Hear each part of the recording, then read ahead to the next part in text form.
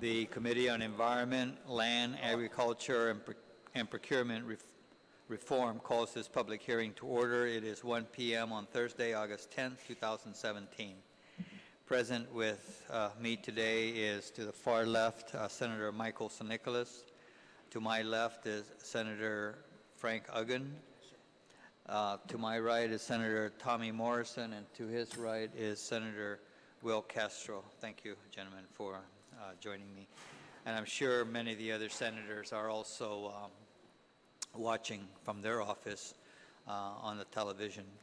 The purpose of this public hearing is to receive testimony on Bill number 56-34 regarding the transfer of ownership of lot number 7054-1 to the Chamorro Land Trust Commission.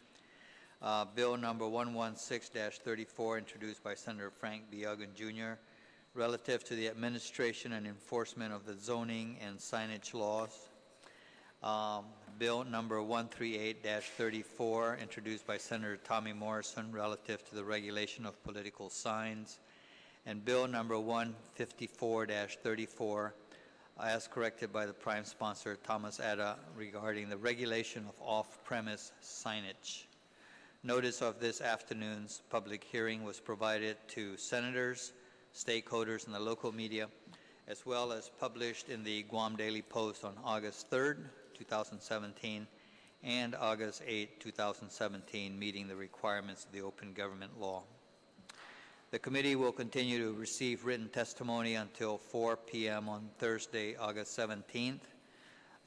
Please address testimony to Senator Thomas Atta, Chairperson, Committee on Environment, Land, Agriculture, and Procurement Reform, and can be dropped off at the mailboxes here at the Legislature or emailed to office@senatoratta.org.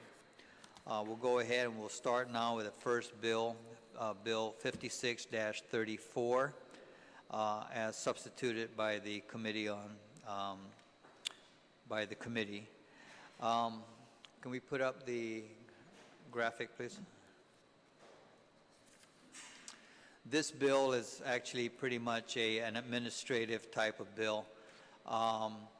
If you notice, the last session, the legislature passed Bill 105-34 and has since been signed into law by the governor, which transfers 3.5 acres of property right in the south of the Jigo Gym.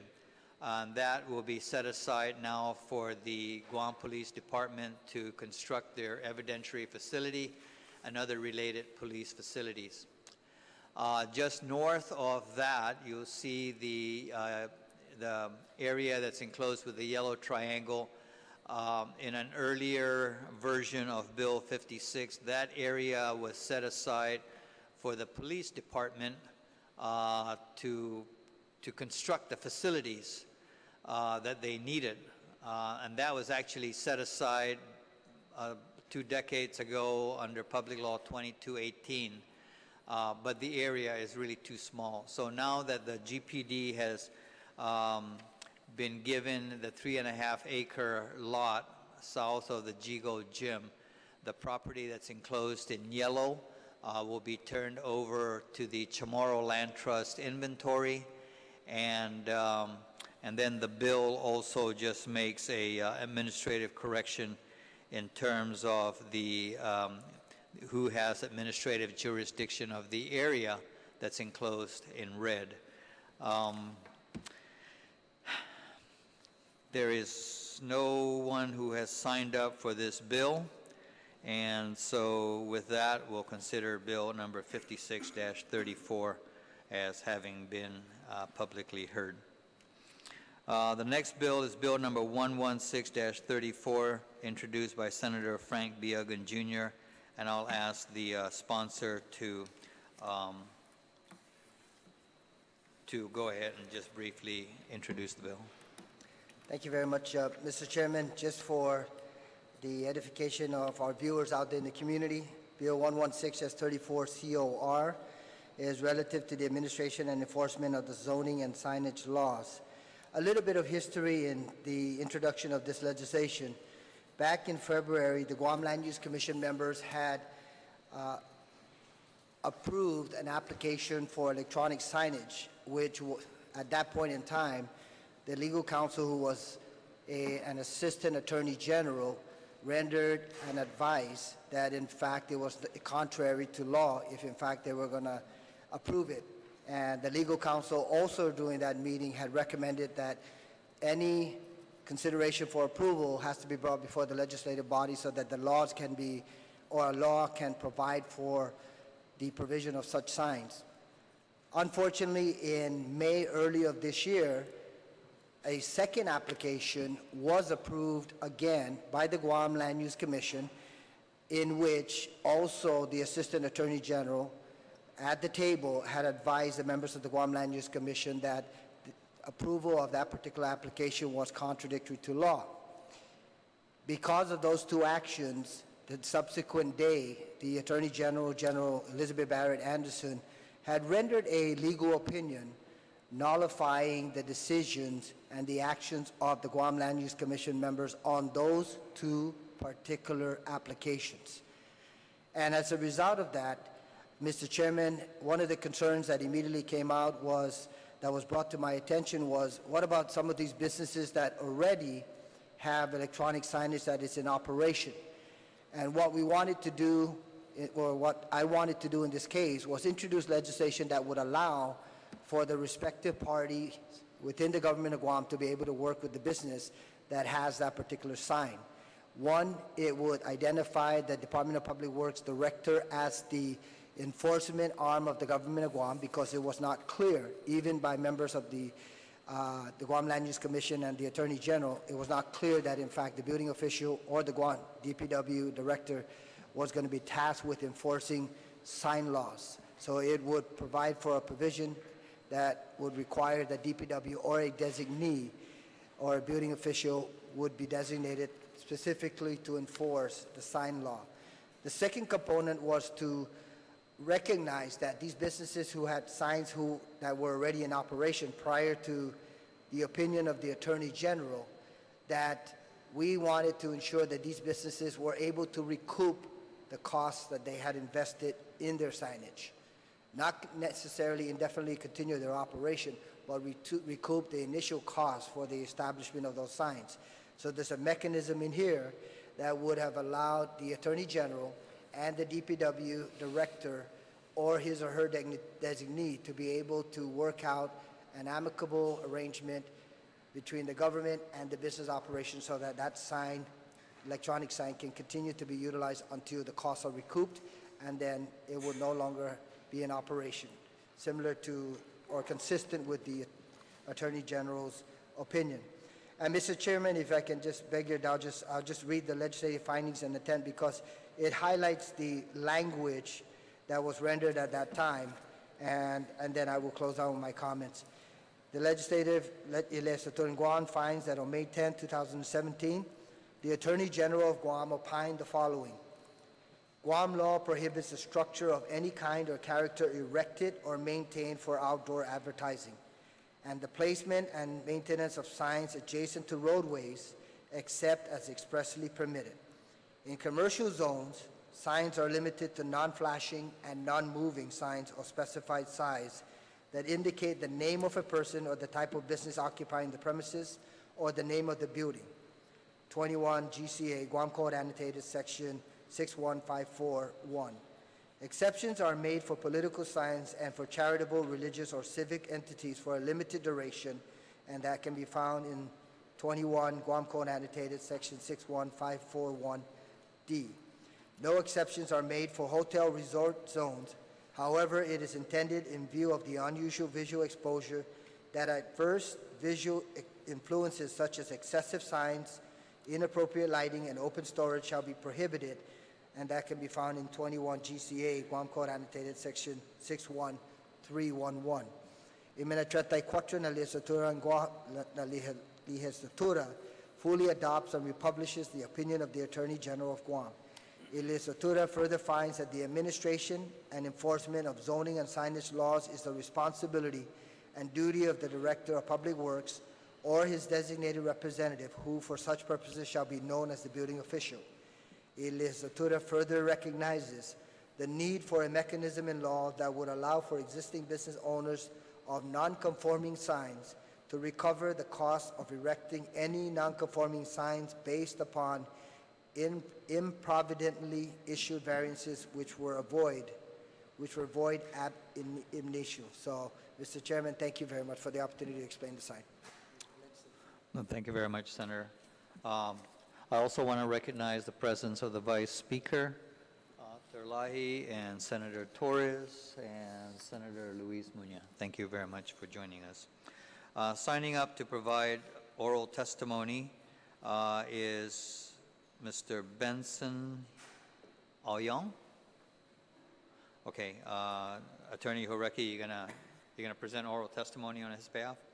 Okay, please step forward. And Senator Bob Klitsky.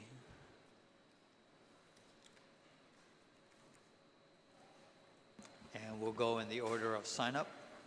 So. Okay. Thank you, Chairman Atta, Senators.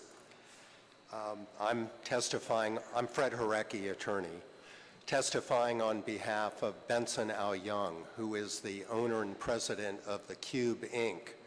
His signs are generally non-electronic. They're canvas, but they're large signs, and they've been placed in commercial areas, Marine Drive, and other areas.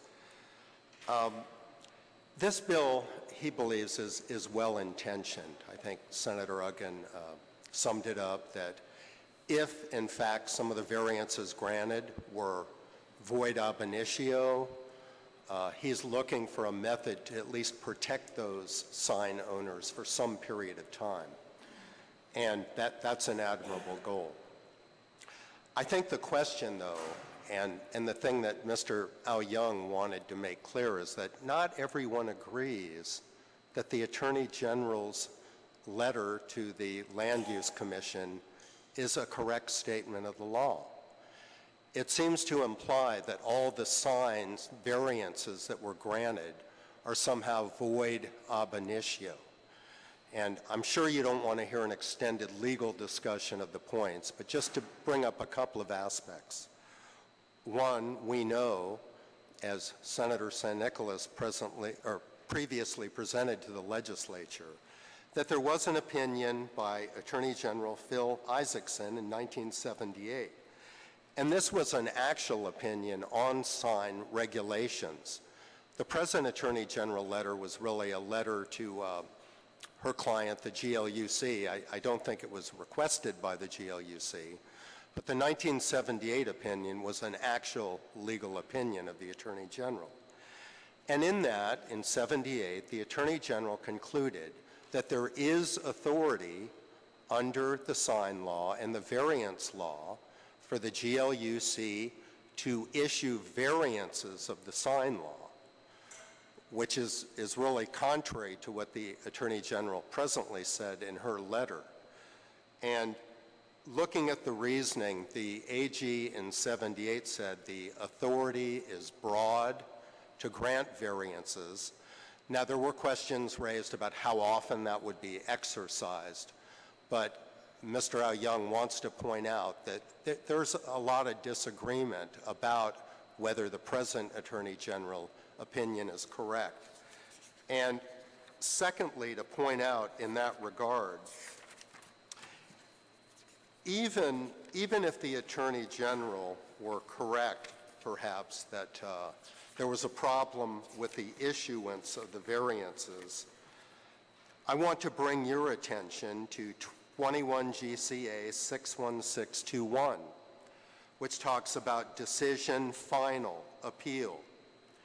The decision by the Commission, the GLUC, on any variance shall be final, except that any party aggrieved by such decision shall be entitled to a judicial review thereof by application to the Superior Court within 15 days after the filing of the Commission's decision in the Department of Land Management and the Department of Public Works. Now, Mr. Aoyong, for his sign variance, went through the entire process. He He had public hearings at the village level. The mayor approved it. He went before the GLUC in February of last year, and on February 11th, the variance for his sign, which is about 400 square feet, actually, was approved. It was approved. Now, as I read this law, if the Attorney General or anyone objected to that variance, they had 15 days to go to court and challenge it. But that wasn't done. So what's the legal effect? Final. In the law, final means absolute, not subject to legal challenge. So we think that based upon that section, that Mr. Al Young's variance was duly granted, it's final, and it's not subject to further administrative or judicial review, notwithstanding the Attorney General's opinion. That was the main point I believe Mr. Al Young wants to bring up about this bill. It can only sometimes be a little dangerous, perhaps, for the legislature to adopt legal opinions of the executive branch of government. I mean, here there is a dispute about whether that opinion is correct or not.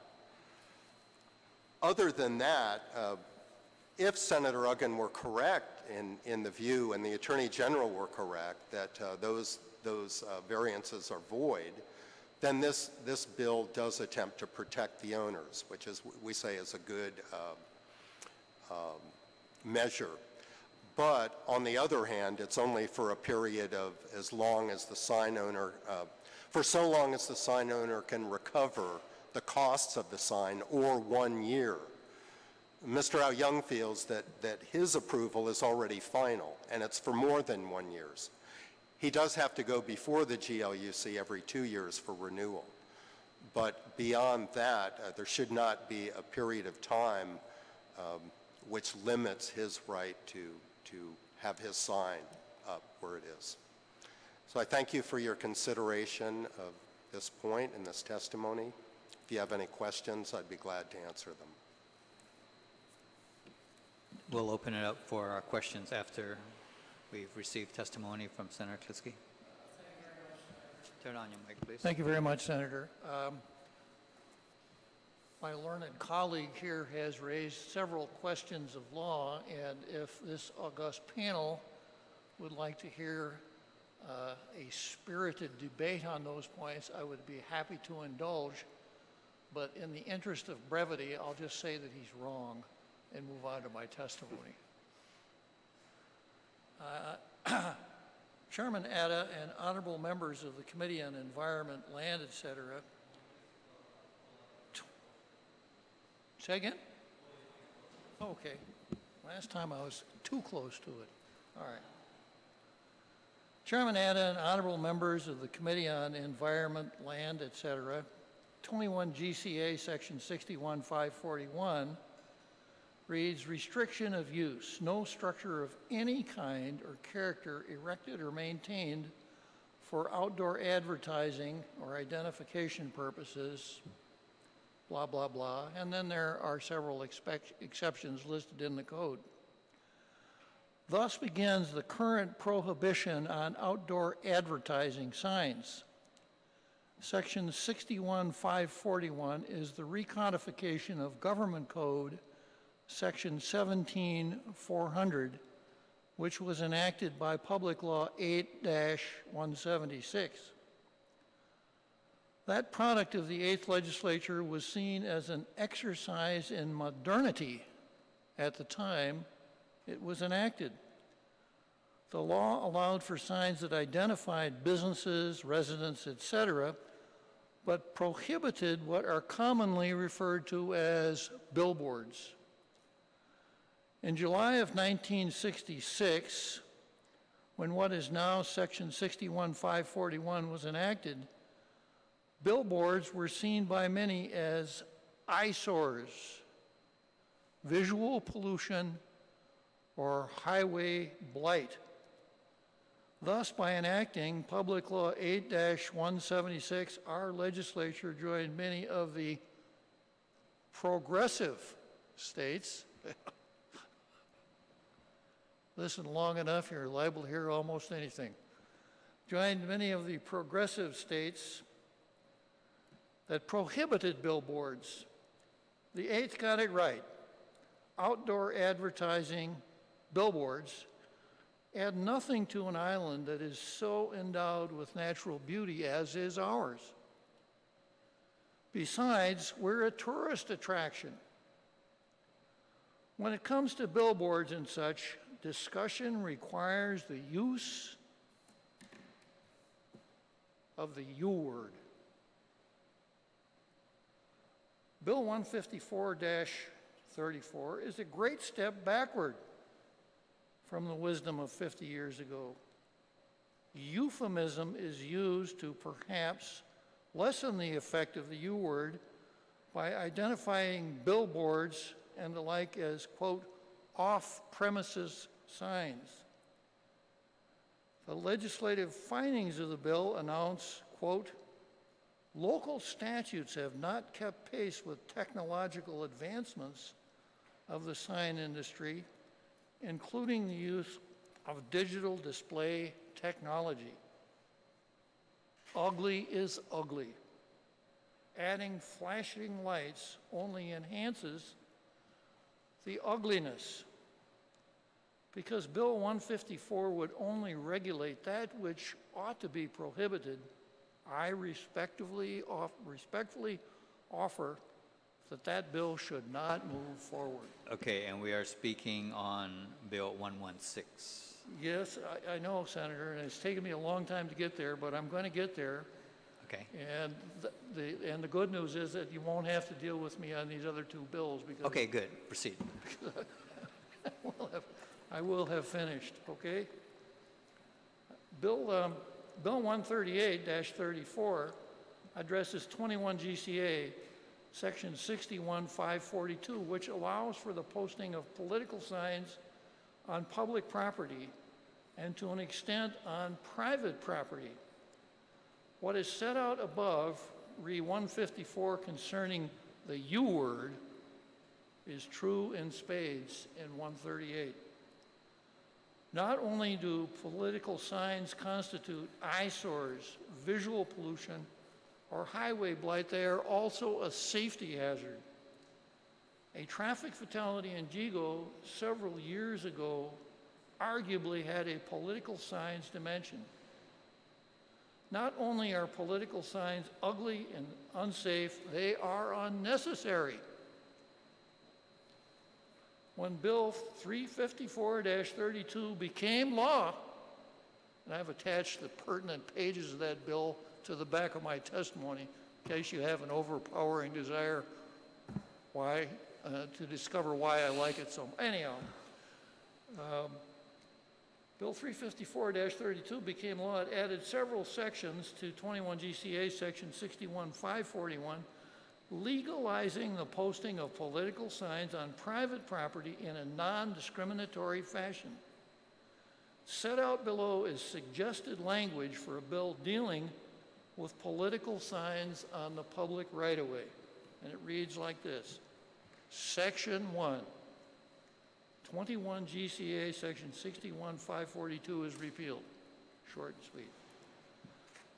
There will never be a better time to remove Section 61-542 from the code and political signs from the road.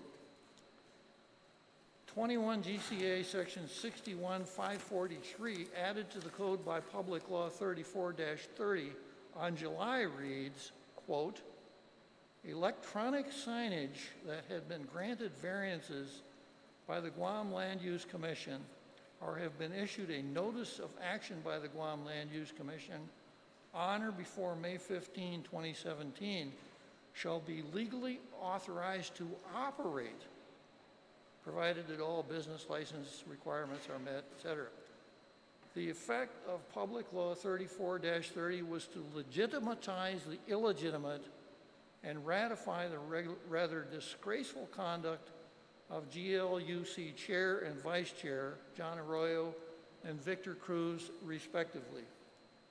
Bill 116-34 would have been a far better approach, as it would have eliminated the eyesores visual pollution, or highway blight, and the the ugliness which are now enhanced by blinking lights. The enactment of Bill 116 would have, in the foreseeable future, eliminated ugly blinking signs, while at the same time providing relief to citizens who improvidently relied on the TLUC. Two questions now arise. One, will the TLUC do it again? Two, are we stuck with the non-conforming signs forever? The answer to number one, will the TLUC do it again? Probably. Given the scofflaw attitude exhibited by the two public officials mentioned above, and is encouraged by this body's passage of Public Law 34-30, a repeat performance is clearly within the realm of possibility unless legislation limiting the TLUC's authority is introduced or added to Bill 116. Two, are we stuck with the non-conforming signs by forever? Yes, unless Section 3 of this bill can be made applicable, and if you could pass Bill 116. Now, I want to just stop there for a second and go back to the language of 34-30. It says electronic signage that have been granted variances, etc., shall be legally authorized to operate, period. There's no expectation of operate forever or in perpetuity. There's nothing that looks like a property right there, especially if the waiver was void ab initio. And talking about waivers and appellate rights, if a waiver is granted outside the jurisdiction of the Land Use Commission, then whether or not there's a right of appeal is nugatory. If the Territorial Land Use Commission said that Robert Klitsky shall have the opportunity to drive his car on the left-hand side of the road for the next 4 years, and the Vice Speaker took issue with that, probably kind of liking the left-hand side of the road pretty much herself, but anyhow, if she took issue with it, then if she didn't take an appeal pursuant to the statute, would that mean that I could do it forever? That's an extreme example, but if what the Land Use Commission did was outside of its jurisdiction, then the appeal would be meaningless. And I say it is outside of its jurisdiction. Jacobson was wrong, and Anderson was right. Jacobson's mistake, and again, I don't know how much time we want to spend on this, but Jacobson's mistake was that he read the laundry list in the statute as expressio unius, as exclusio alterius, when really it was a justum generis. But I won't dwell on that finer point. But just to say that if you pass this bill, then Section 3 would allow for those signs to be, we wouldn't have to put up with them forever. I think that's really important. Otherwise, there's no downside risk as we sit here right now. There's no downside risk in doing anything regulated by the Land Use Commission, because if it turns out to be wrong, there's a pretty good chance somebody's going to come along and say, well, yeah, you did it wrong, but it's okay, we're going to let it go. So I think we need to kind of put an end to that particular kind of mentality.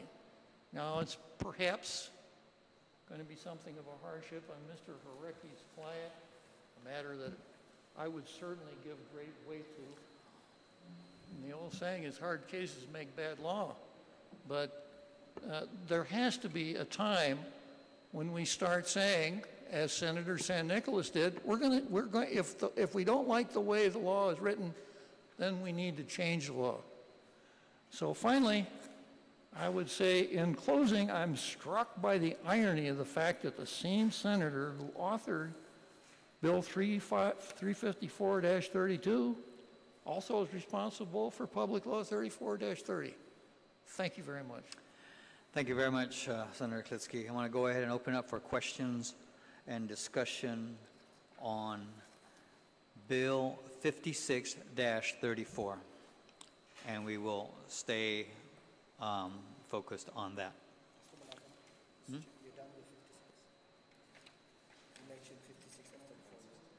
Oh, I'm sorry. 116. See, you threw me off. Okay, I'm going to focus any sort of questions and discussions to Bill 116-34. Senator Uggan? Thank you very much, Mr. Chairman. I certainly now have an appreciation of many instances in the past where people say you put two professional attorneys in the same room and they can come up with different legal opinions and take opposite sides. But I have to say this much, Attorney Hureki, with regards to the statement that you mentioned about any decision by the Commission is final, but I highlighted that at both meetings, the Assistant Attorney General had advised against the approval of these two separate applications. But they proceeded because, I believe in one instance, it was because it's not permissible by law, and in February, that Assistant Attorney General also recommended, in order to proceed with approving such an application, recommend it to come to the legislature so that a law can be established or passed to authorize that. So when you have your legal counsel in the room representing the interests of the government of Guam / the people of Guam, and the advice is this particular application, albeit the owner of the application or the applicant did follow the procedures, did submit all the necessary documents, but the legal counsel's advice was that it's not authorized by law, and they proceed and approve that application on that particular meeting. That tells me that there's a total disregard to the advice of the legal counsel. So for the AG to come out after the second similar decision, or second decision was made on a separate application, allowing a similar signage to be erected, when the AG came out a day after that decision by the Guam Land Use Commission and rendered her opinion, I believe it was taken into consideration, but not only that situation, but the letter of the law. And I'm going to have to go with the advice of the Attorney General of Guam, whose interest should only and solely be the government of Guam / the people of Guam. So I appreciate the perspective that you've shared, but in this particular case, I took the letter of the Attorney General and recognized that, in fact, it nullified the actions of the Guam Land Use Commission, and that there had to be a mechanism to allow some of these businesses that already had such signs erected and operational to be able to recoup their costs. And then the other component of this legislation is obviously identifying the enforcement of the sign laws, and that's allowing DPW / a building official to be able to enforce the law. So I wanted to share that perspective, because I think when I look at this, I look at the Attorney General being the legal counsel for the government of Guam, period, in the interest of the people of Guam. Attorney Klitsky, thank you for your testimony. I think it also recognizes that in this particular situation, we should not disregard any businesses that were previously approved, and whatever the terminology that was used in here, ab initio, but they were approved, and then they were subsequently recognized as not being permissible by law, and allowing these businesses to continue their operation until they recoup their costs. So thank you very much, gentlemen, and thank you for the appreciation of two attorneys having completely opposite positions. Do any other members? Senator? Thank you, Mr. Chairman. I too share the sentiments of Senator Uggan with respect to the differences of perspective and the professionalism that accompanies the testimonies of these two fine gentlemen. As a matter of fact, I was leaning over to my colleague to the left, and I just kind of whispered in her ear, and I said, I have a very deep appreciation for the work of judges, because you would have to sit in that branch of government and listen to some very coherent arguments that both make a lot of sense. The issue that there is a sense of irony between Bill 354-32 and Public Law 34-30 could be interpreted based on one type of perspective. For me, my perspective is that both are actually very consistent. Bill 354 sought to protect the rights of individuals with respect to erecting signage on their private property, and Public Law 34-30 sought to protect the rights of individuals with respect to their availing of statutory due process, as was stated by Attorney Harecki. But again, you know, if the question does need to be remedied, I think that the proper venue for that dissonance would be the courts. We are not the branch of government that interprets the law. With respect to the bill in particular, I actually share a lot of the sentiments that were expressed by Attorney Harecki, in that we do need to be mindful of the fact that whatever has been established and authorized via statute needs to be afforded the same due process as every other item that's been authorized through statute. But Senator Klitsky also, as always, makes some very compelling cases with respect to the benefits of Bill 116-34.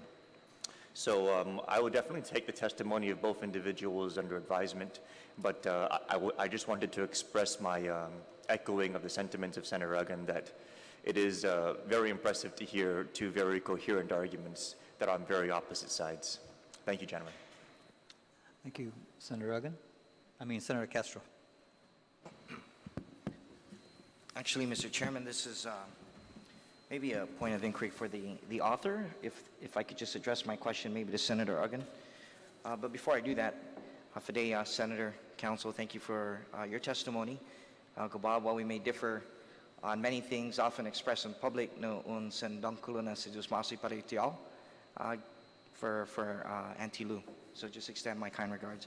Senator Uggan, this question is just a question for my mental clarity. While I agree with the intent of the measure, I just would like to know, as a matter of record, so the intent then would be to abate the fines until the cost of erecting the non-conforming sign is recovered. So to help me understand this, would this mean, let's say, for example, it's $100 a day, and it's until such time maybe one of these vendors or owners can recoup their $100,000? Or would the abatement, which means to lessen or even completely remove, be in place until such time they recovered their monies, let's say through some accounts management, like through sales or some other mechanism?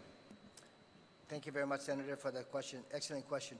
What it would provide is the recognition of a mechanism that would be established by virtue of recognizing the Office of the Attorney General working in concert with the Department of Public Works Director or the building official to enforce the sign laws.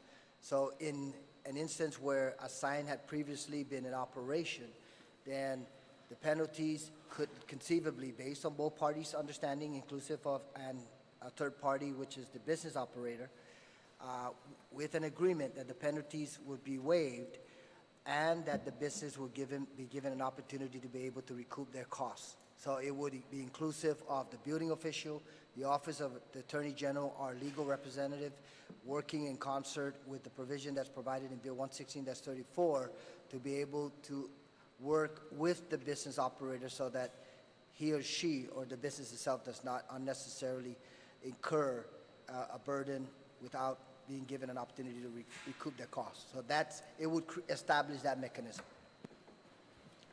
Thank you, Mr. Chairman. Okay, Senator Torres.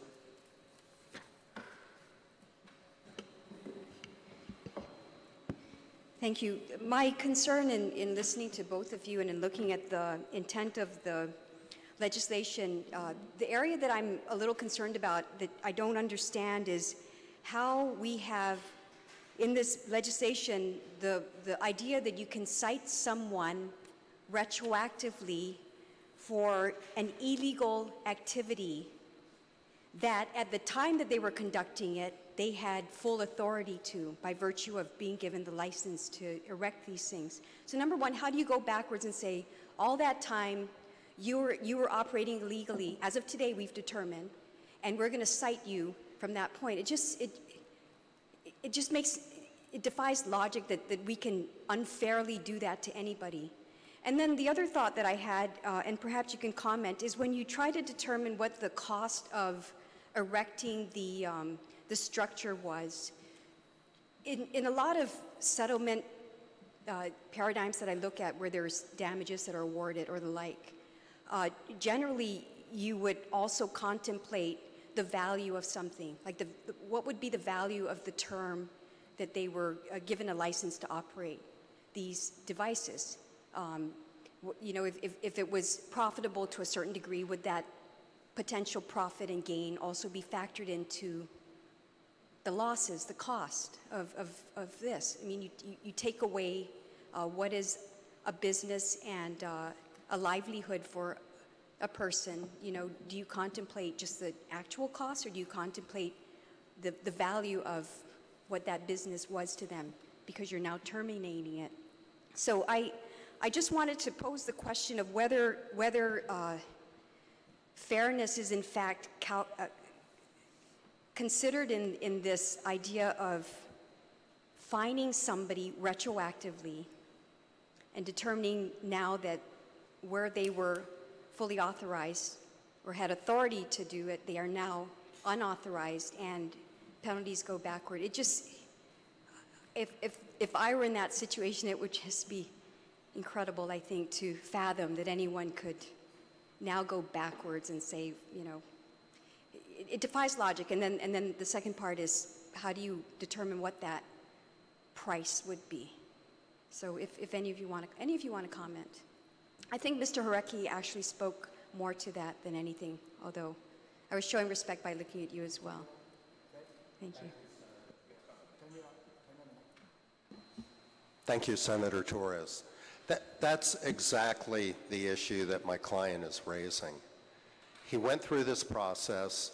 He incurred a lot of money and expense to go through the public hearing, the village hearing, proceeding before the GLUC, hiring people to help him present his application, and it was all approved. Everything was approved by the GLUC. The variances were approved. He erected his sign, and his sign is now up. As I indicated, our view is that I think undoubtedly the GLUC has authority over variances. There's really no doubt about that. There's an older case called the Cepeda case. I have a citation to it, but they recognize the authority of the GLUC to grant variances. And even looking at the statute, there is a good argument that the GLUC does have authority to grant sign law variances. Now, you can argue about the extent of it, but it's questionable whether an action would be void ab initio if there was some authority on behalf of the GLUC to pass the variance. Now here, as I said, my client believes that his right to operate the sign is vested.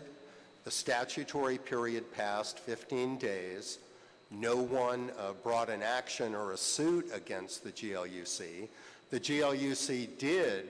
It's not as if they were acting entirely outside of authority, because they have authority to issue variances for the sign law. You might talk about the extent of it. But if a law were passed now where he, Mr. Al Young, could be liable for past violations after everything he did was authorized by law, that would be akin to what we call an ex post facto law. When the legislature comes in and attempts to penalize someone for action that was lawful when it was done. And again, I commend Senator Uggan. I think he has a good intent with this bill, and he's trying to help the sign owners. But certainly, if the Attorney General brought suit against sign owners who arguably their variances were questionable, but they had been approved, they have to come back and pay a fine. It doesn't seem fair. It seems to violate due process, in my opinion. So I agree with the issues that you're raising, Senator.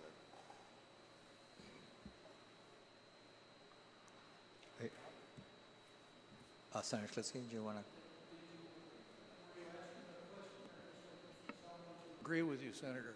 No, I was asking a question of because ex post facto was what I vaguely had in mind, and that was perhaps what I articulated. But I also had a question about the valuation and whether Could the I address cost. the first question Sure. first? Oh, no. Yes, please. Yeah, thank you. Key words here are ab initio, and the Attorney General said that they are ab initio. We can set aside legal determinations, which Attorney General said what, but if in fact the so-called variance was void ab initio, then there is no property right created. And if there's no property right created, then there's no due process of law. The due process clause says government shouldn't deprive a person of his life, liberty, or property without due process of law. Void ab initio, no property right, etc. I still maintain that that General Anderson was correct. Depends on how much time we want to spend on this. That her opinion was correct. That the so-called variance was void ab initio. You have to really study that whole statute to come to the correct conclusion, because there is a mechanism for variances. As an example, if I live next, let me use the vice speaker again. If I live next to the vice speaker and there's supposed to be a 10-foot space between my house and her house, and I make a wrong mistake and it's only 9 feet between the two, then I could go and ask for a variance to variance a setback or whatever it is requirement. And that's what the variances are for. The variances are for building construction and such things. They're not variances, can I build a sign where I'm not supposed to build a sign? That's not what the variance statute says. If you read it carefully, it doesn't say that. So the whole variance mechanism does not apply to giving someone permission to build an outdoor advertising sign or a billboard. And I think the first few words of the statute make that very clear. No structure of any kind. That's where we start out. You can't build an outdoor advertising sign. You can put signs on the front of your building that says Bob's Hamburger Stand or something like that. So if I had a hamburger stand in Jigo, I could put a sign on the front of it that said Bob's Hamburger Stand. But I can't come down to Aniquoc and put a big sign beside the road that says eat at Bob's Hamburger Stand, Jigo, 15 miles that direction. Even if I put flashing lights on it, I couldn't do it. That's what we're really talking about here. So when it comes to outdoor advertising signs, billboards, whatever you want to characterize them, there can be no variance. Since there can be no variance, then those so-called variances were void ab initio, and because they were void ab initio, no property right was created. Now, with all due respect to Mr. Harecki's client, you go to a meeting and you ask for a variance, and an assistant attorney general says to the board, you can't grant this variance. You don't have the authority to do it. And the vice speaker says, well, we're going to go ahead and do it anyhow. People don't like it, they can sue. Now that would put, that kind of a performance would have put me on notice. I better be careful, because it appears that the people who are supposed to be following the law don't care about the law. And then we had the chairman a little later on, maybe it was the next one, I don't remember, but the chairman a little later on said, well, I know what the law says, and even if it's against the law, I'm going to go with what's modern. So if you're paying attention to these things, then I don't really see the kind of equities in your behavior, in your behalf that the learned Mr. Harecki would ascribe to his client. And we've talked a little bit about whether or not there should be an appeal. Now, this whole thing, I think, would leave a bad feeling in anyone who observed it going along. We start out with the proposition, if you ask the government for something and they say you can do it, you probably can do it. And I would compliment the Senator Uggan here, the author of this bill, who arrived at the absolute correct conclusion that there really is no right accruing to the people that erected the illegal signs, but there's a mercy provision in there that said if you did it, then we'll allow you to recover your costs. And then going right to your second question, Senator Torres, the way you'd recover your costs is you figure out how much did it cost to build a sign. And when the sign has been up long enough to recover that cost, then the sign has to come down. Now, we're lawyers here, we're not accountants, so I can't get that much farther into it than where we are today. But an accountant could work out a formula based on that sign, based on revenue and things like that, so that Senator Uggan's merciful intent could be given vent, and we wouldn't have to put up with those signs from now until the end of time. Thank you very much. But arguably, the mercy's exhausted if the fines eat up whatever the cost was. So you're penalizing them retroactively. Well, all punishment is retroactive. If I were to do something wrong in this room, I wouldn't be punished right on the spot. All punishment is retroactive. You commit the crime and you're punished later on. How much later on? Hard to say. But in this particular case, the aggravating factor is, as I mentioned, the misbehavior of those board members. But we don't want to create a situation where we encourage board members to misbehave, to grant rights to people when they don't have authority to do that. So it's a bad situation, no matter how you deal with it. But I compliment Senator Uggan on trying to cover all the bases. Put an end to it, stop it, take the signs down, but don't make these sign owners suffer any more than what they have to because of the misbehavior of the government officials. Thank you.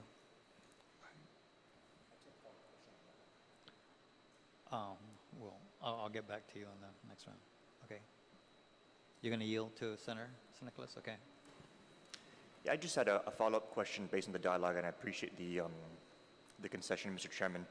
So, Senator Klitsky, you keep emphasizing the misbehavior of the board members. Attorney Horecki mentioned when citing the due process statute that they had 15 days to file suit. So if the board members, I mean, granted they probably could have handled it better, but if they told that Deputy Attorney General, you know, anyone can sue, did they? Did the Deputy Attorney General file a suit within the 15-day timeline that they had? And if they did not, then the onus again is on this government for failing to act within the statutory requirements. If you ignore the principle that appeal only lies if there was jurisdiction to grant the variance in the first place.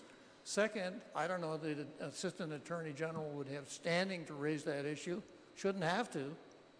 Third, when you're dealing with the Department of Land Management, the right to sue for various kinds of things is there, but unless you want to pony up a lot of money, it's a pretty hollow remedy. So I can't imagine someone coming along and bringing the suit or the appeal or whatever, especially in the face of express direction from the Attorney General. You guys can't do this. And yet, in spite of all that, the Attorney General came back way after the 15-day timeline and tried to do something similar to that anyway. With her letter saying that they could not have those signs anymore. Yeah. So you're saying that she couldn't have done it within the 15 days, but we're also saying that it was okay for her to do it after the 15 days? I'm saying that the 15 days is a will o' the wisp, because if the board didn't have jurisdiction, the commission didn't have jurisdiction to grant those so-called variances because the statute doesn't allow it, there actually is no remedy to exhaust. Not to mention the fact that pretty hard to find someone who would have standing and the wherewithal to go about doing it. And I know I'm being repetitious here, but is that really what we want? Do we want a government of laws or a government of men? When the chief legal officer for the territory of Guam says you can't do that, vice chairman says, we're going to go ahead and do it anyhow. People don't like it, they can sue. Chairman says, John Arroyo said something along the lines of, well, it's against the law, but I go for modernization. Do we have to find, do I have to bring suit on that myself? I find that very offensive. Whether we're talking about sign variances or whatever our government does, when we give people positions of authority in our government and they misuse it like that, and they get away with it, which is what's happened up until now. They've gotten away with it. Sorry, Mr. Hurd. Okay, so let me. Client kind of got caught up in it. So let me get to the vice speaker, and then we'll go around a second round, and you can give your piece. Okay. Thank you. Thank you for your testimony. Mr. Haraki, could you clarify for me? I'm having a hard time following. Was your client one of the two who were affected by Public Law 34-30? No. His sign is not an electronic sign. That law, I believe, is pretty limited to electronic signs. So the two that were authorized by this law, so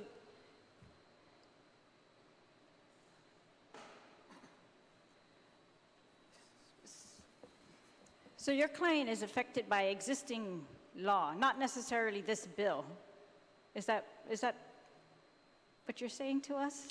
It's the existing law that your client has an issue with, the current law that bans billboards and other signs. But this bill, for the Section 2 of the bill says current law provides that there shall be a penalty for violation of the statute. And this bill proposes to add to that penalty law that it shall be, that these actions to recover the penalty shall be brought by the AG.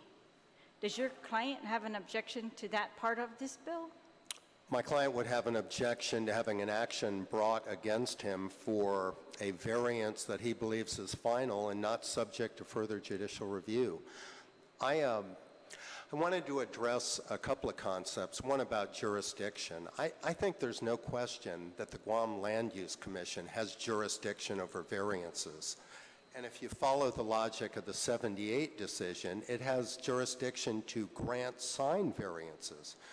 So to say that the action was completely void ab initio when there was jurisdiction, I can't really follow the argument. If you look at the statute on variances, it says where practical difficulties, unnecessary hardships, or results inconsistent with the general purposes of this title would occur from its strict literal interpretation or enforcement, the Territorial Planning Commission shall have authority to grant variances. So the authority is definitely there.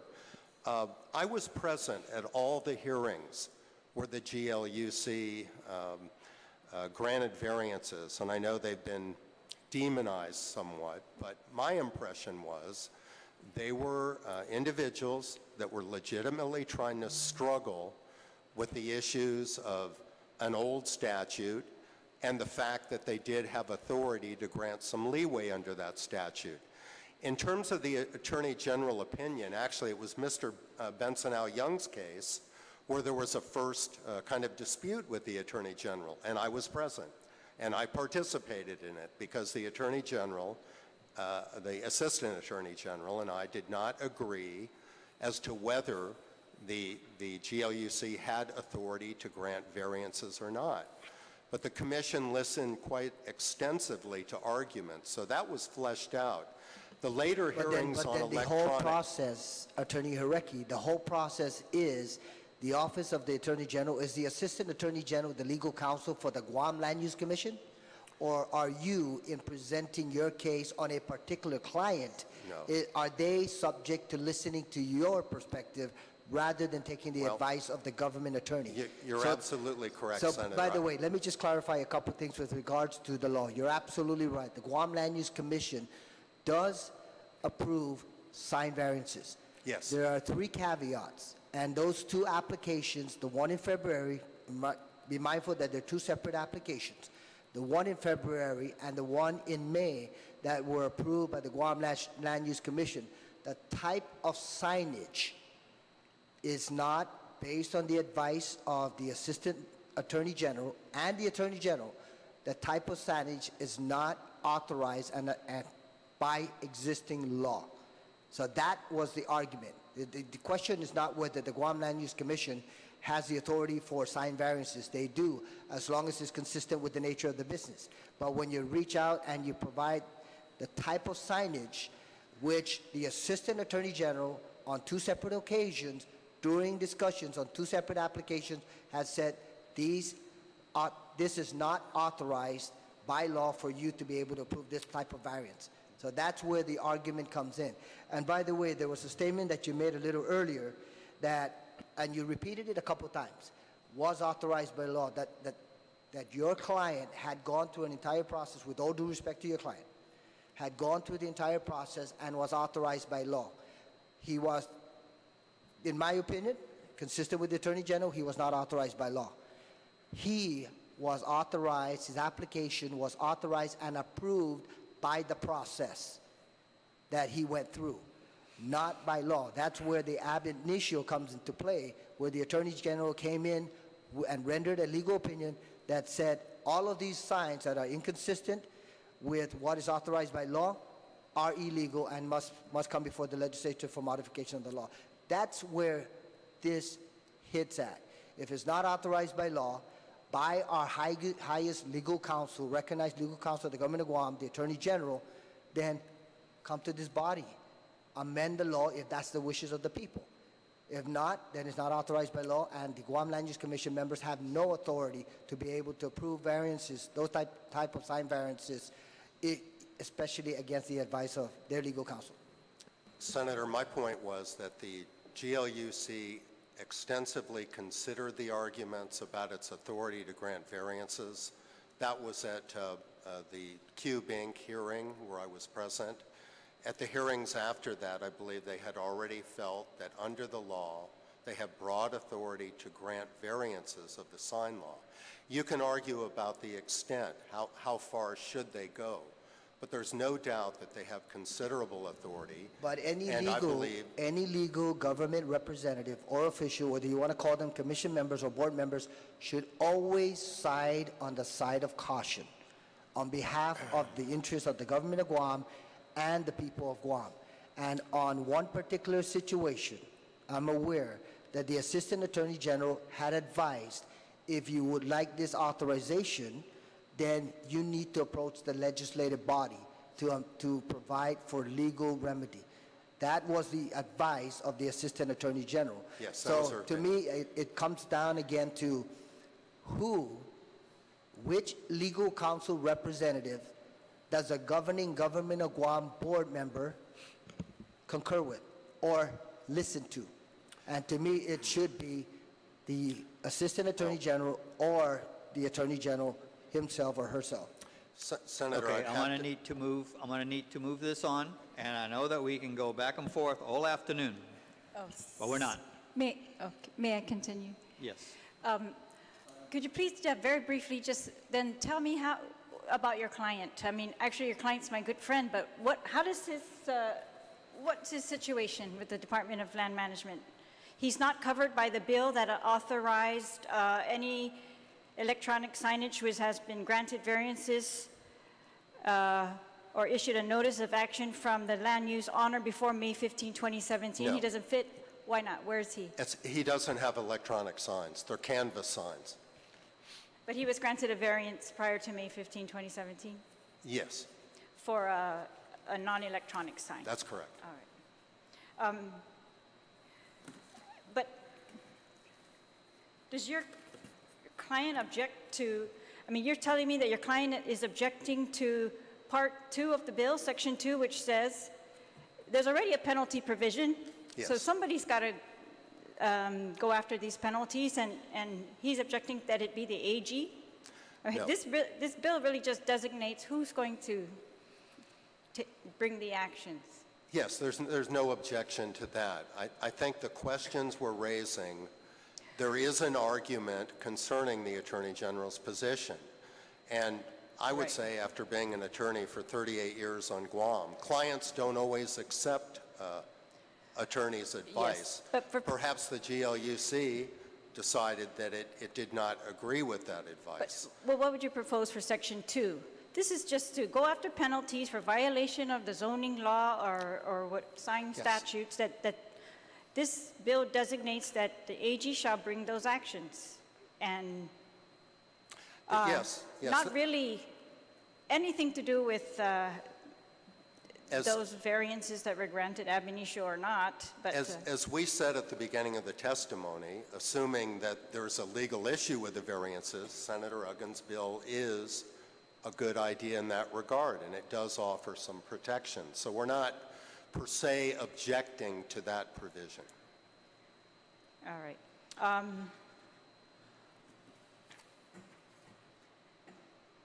Would you, yeah, I was going to ask, is there any other way to go after penalties other than designating someone in the government who's going to bring those actions? No, we don't object to that. Okay. Yes. The other parts of this bill talk about exceptions again, like Public Law 34-30 did, created this giant exception for the 2 electronic signs. This now says that the Territorial Land Use Commission, the same people who didn't listen to the Attorney General's advice, may abate the fines for good cause shown. But that's not really defined here what the good cause would be.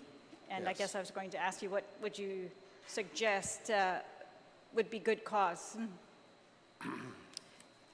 Does your client agree with these 2 provisions, or sections 3 and 4 of the bill, which allow these exceptions?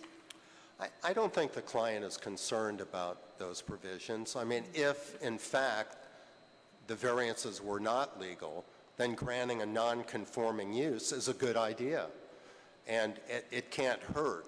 But the question is, having granted a non-conforming use, it's apparently only good until the sign owner recovers the cost of the sign, or 1 year at the election of the sign owner. And my client's only point there is not objecting per se to those provisions, but alleging and arguing that he's already protected because his variance is final, and he should be protected to continue to use a sign. Not for a 1-year period or until he recovers the costs, but in accordance with the law, which would still require a renewal every 2 years.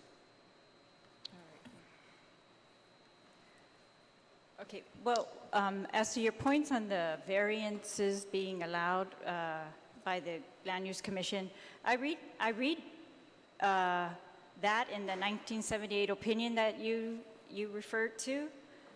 It says the same thing, that variances are provided for in the statute, but that the requirements are so very strict that even when he was writing this opinion, it looked like they were not able to approve that variance because it did not meet the requirements. And I think that's exactly what the AG said. So I read them to be compatible with each other and consistent with the law. And clearly, I'm glad that Senator Klitsky brought up the original statute that banned billboards, because I think that's very important. That was the intention, and we really should be making a determination of whether we want to change that policy, that was a bad thing for Guam, or that we need something else moving forward. But in this 1978 opinion, the AG at that time was very clear that the statutory restrictions on signs must pose a practical difficulty or unnecessary hardship inconsistent with the general purpose and intent of the law before a variance can be granted.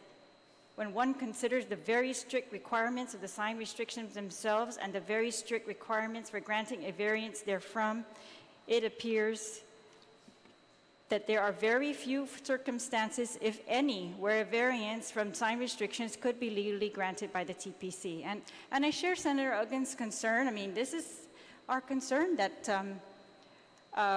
we don't expect boards to always agree with the Attorney General, but when the Attorney General is telling you there may be something illegal about what you are doing, we absolutely expect them to stop what they are doing and do something else. Either double check, get the law clarified, go to court and make sure it's clear, but not to, in the face of being told that what you're going to do is illegal, to proceed.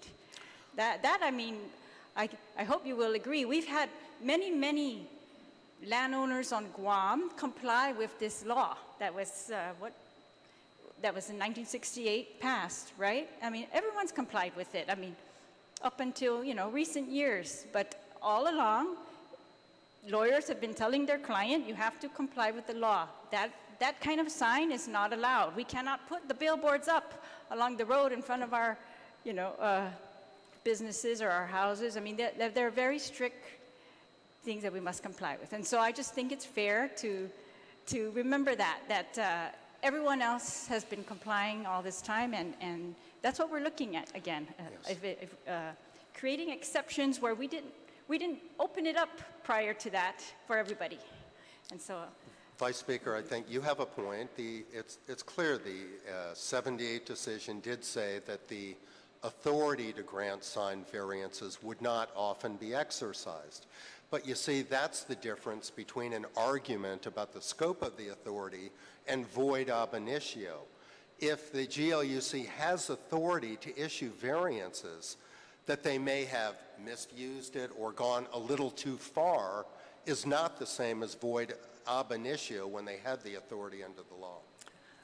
All right, Senator. Thank you very much. Senator Morrison. All right, there being no further comments or questions, we'll move on to the next bill. Thank you very much, gentlemen. Thank you, Senators.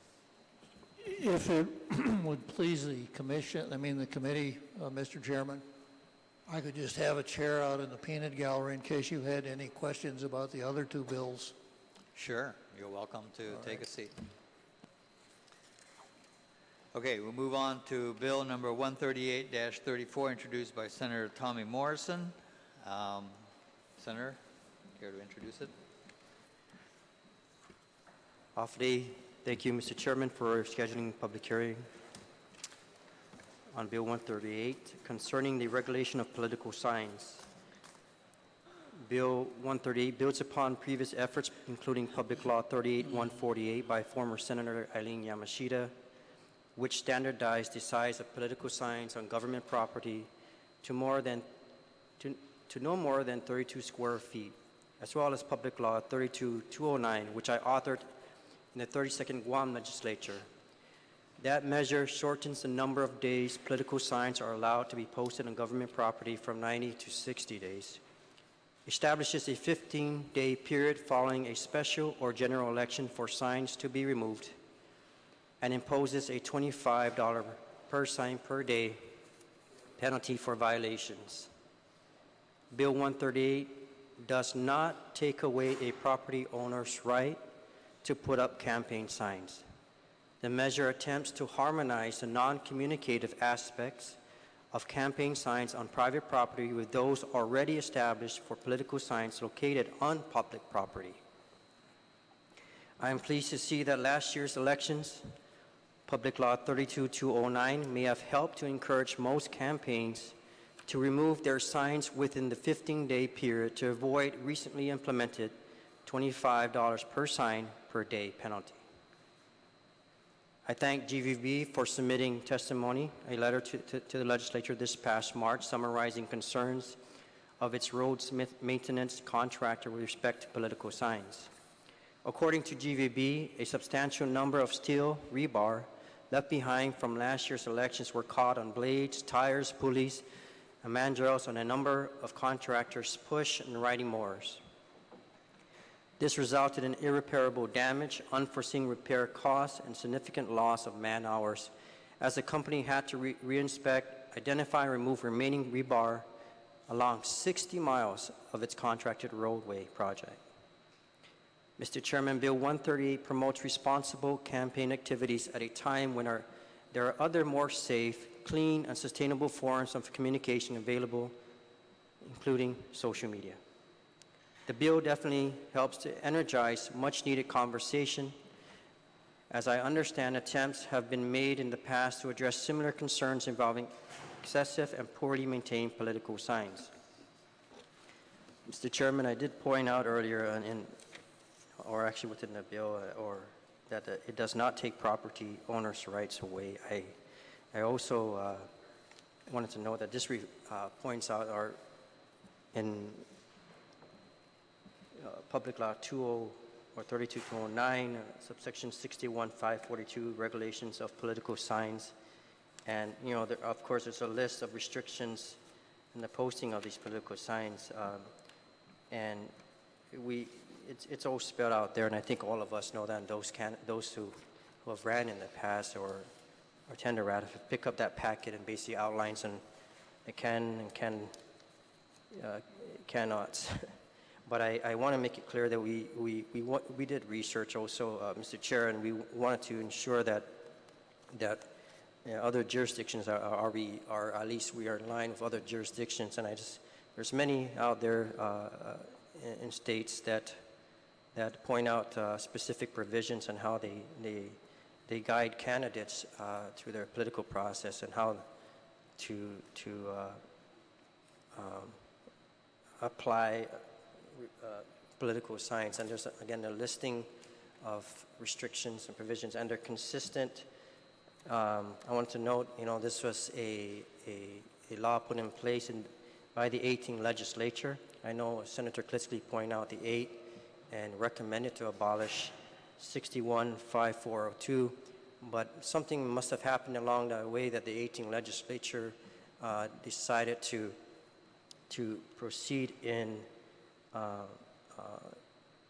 moving forward with guidelines of how we should guide candidates, and I'm not sure what happened from that time frame, from the 8th to the 18th, but obviously the legislature at that time decided to put in place a statute to guide candidates and how they would apply or appropriate methods or erecting political signs. What we're also adding here, Mr. Chair, is not only from Public Law 32209, what we did in the last legislature to reduce it from 90 to 60 days was to also limit. One thing we didn't find in other jurisdictions, they did not limit the amount of signs per candidate. And that's something we're doing here very differently. And Mr. Chair, we could all understand that every 2 years, in the election cycle, this island's cluttered. Senator Klitzky has pointed out, and I totally agree, I think we all can agree that we all enjoy the natural beauty of this island, and it is a tourist destination. So we did want to make people understand that I think my colleagues and I, we all know there is a limited real estate on this island, and how much signs we can put up there given the amount of candidates that are running and the new elected bodies that have been put in place over time. And I'm part of this problem as well. And I know that the challenging part is when candidates are trying to compete or out-compete candidates in getting their message out and getting as many political signs as much as possible. And there's just no control. And it's open-ended, and every corner of this island, every 2 years, it's cluttered with signs. And to really drive home the message that this is a tourist destination, paradise, I think what we're doing every 2 years is not responsible. And I'm hoping, Mr. Chair, that with Bill number 138, I'm hoping that my colleagues here and candidates in the future, working with the Guam Election Commission and the Department of Public Works, that we can have an understanding of how much signs we can, per candidate, can possibly be erected out there. The number came about as a result, at least from my experience and learning from others, of how much signs they've put up to at least get their message across throughout the island. I certainly know, Mr. Chair, that you put up at least 4 signs, right? 19, one in each village. But, Mr. Chair, I thank you for this opportunity to present Bill 138, and I welcome testimony. Thank you. Thank you. The only one that has signed up actually was Senator Klitsky, and I certainly would welcome you to step forward and give a brief cap of what you said earlier, which probably got lost in all the other things, but you're certainly welcome to give your viewpoint on this particular bill, and then we'll open it up for brief discussion. Thank you very much, Mr. Chairman. I will try to be uncharacteristically brief. We don't need it. We don't need to put political signs on public property. We don't need to clutter our highways with political signs. I don't know if anybody who ever said, well, boy, I can't wait for election season because I really like to see all those signs along the road. It's usually the other way around. Oh, I guess I'll take a look at those signs. They're so junky. They, you know, what do the tourists think when they come to Guam and they see all that litter along the highway?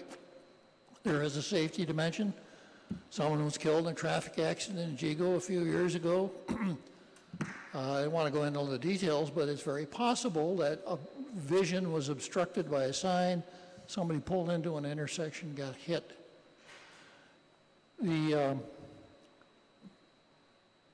The necessity for putting signs in the road, the public highway, escapes me. I don't think it's even good politics anymore. Maybe 50 years ago, when we didn't have Twitter and Instagram and telephones and all these modern conveniences, maybe it made sense. It never made much sense to me. So I don't think that anyone's political fortunes are going to rise and fall on the design of the signs he put out on the highway. Just don't see any reason for them at all, and I would ever so humbly urge Senator Morrison to take this opportunity just to repeal that law that allows for signs on the highway. I think if you did, Senator, you would be recognized as moving us forward. Thank you very much, Mr. Chairman. Thank you. All right. Do you have any follow-up questions?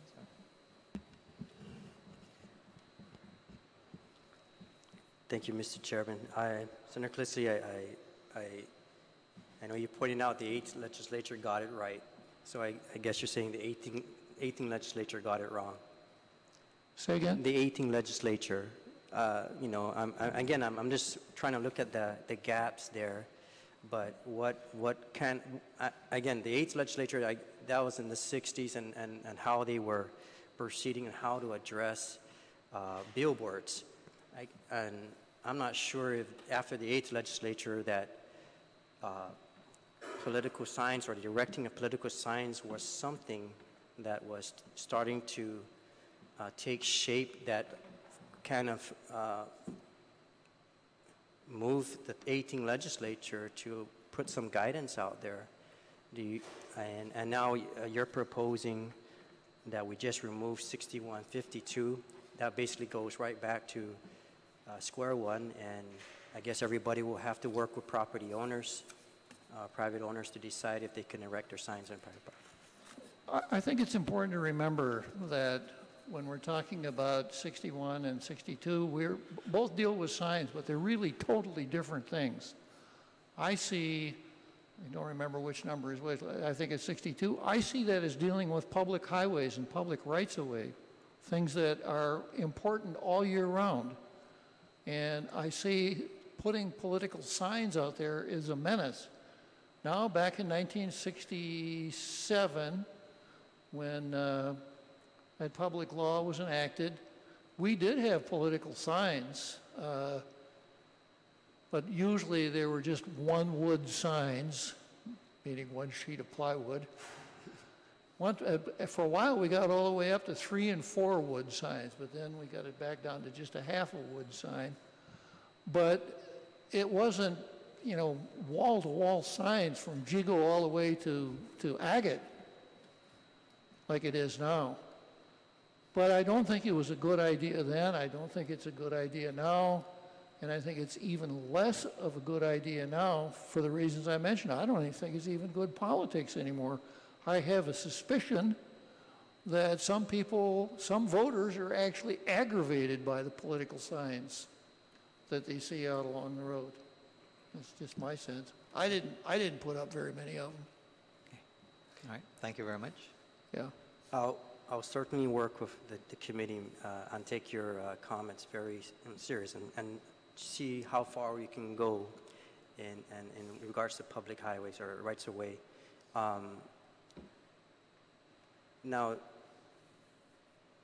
I'm just want to make it very clear that the attempt we're trying to do was trying to reduce the amount of signs out there.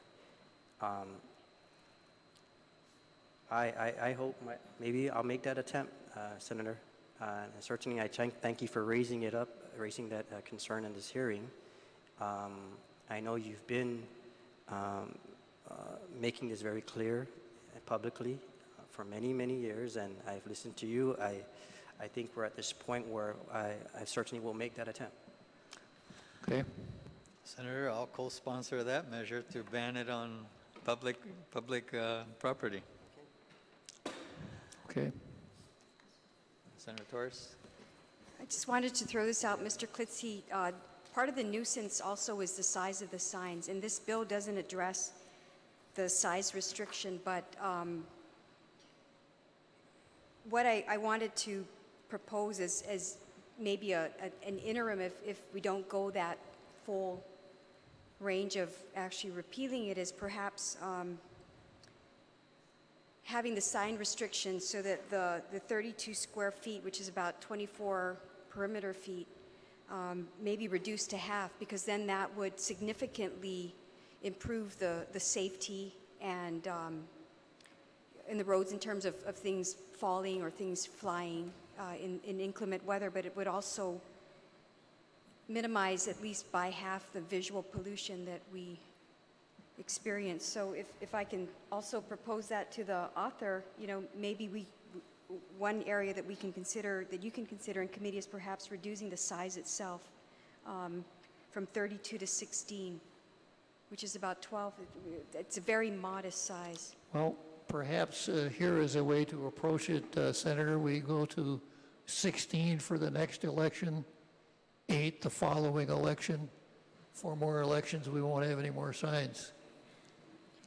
That's the way that you start, you know, one bite at a time. But no, thank you for that. I just, that was something that I always thought was very important, given they're so ominous that they're menacing, and they're not because they're so large and people's faces are as tall as this building, but the idea that the safety hazard is questionable, or the safety of them and the potential hazard is certainly questionable.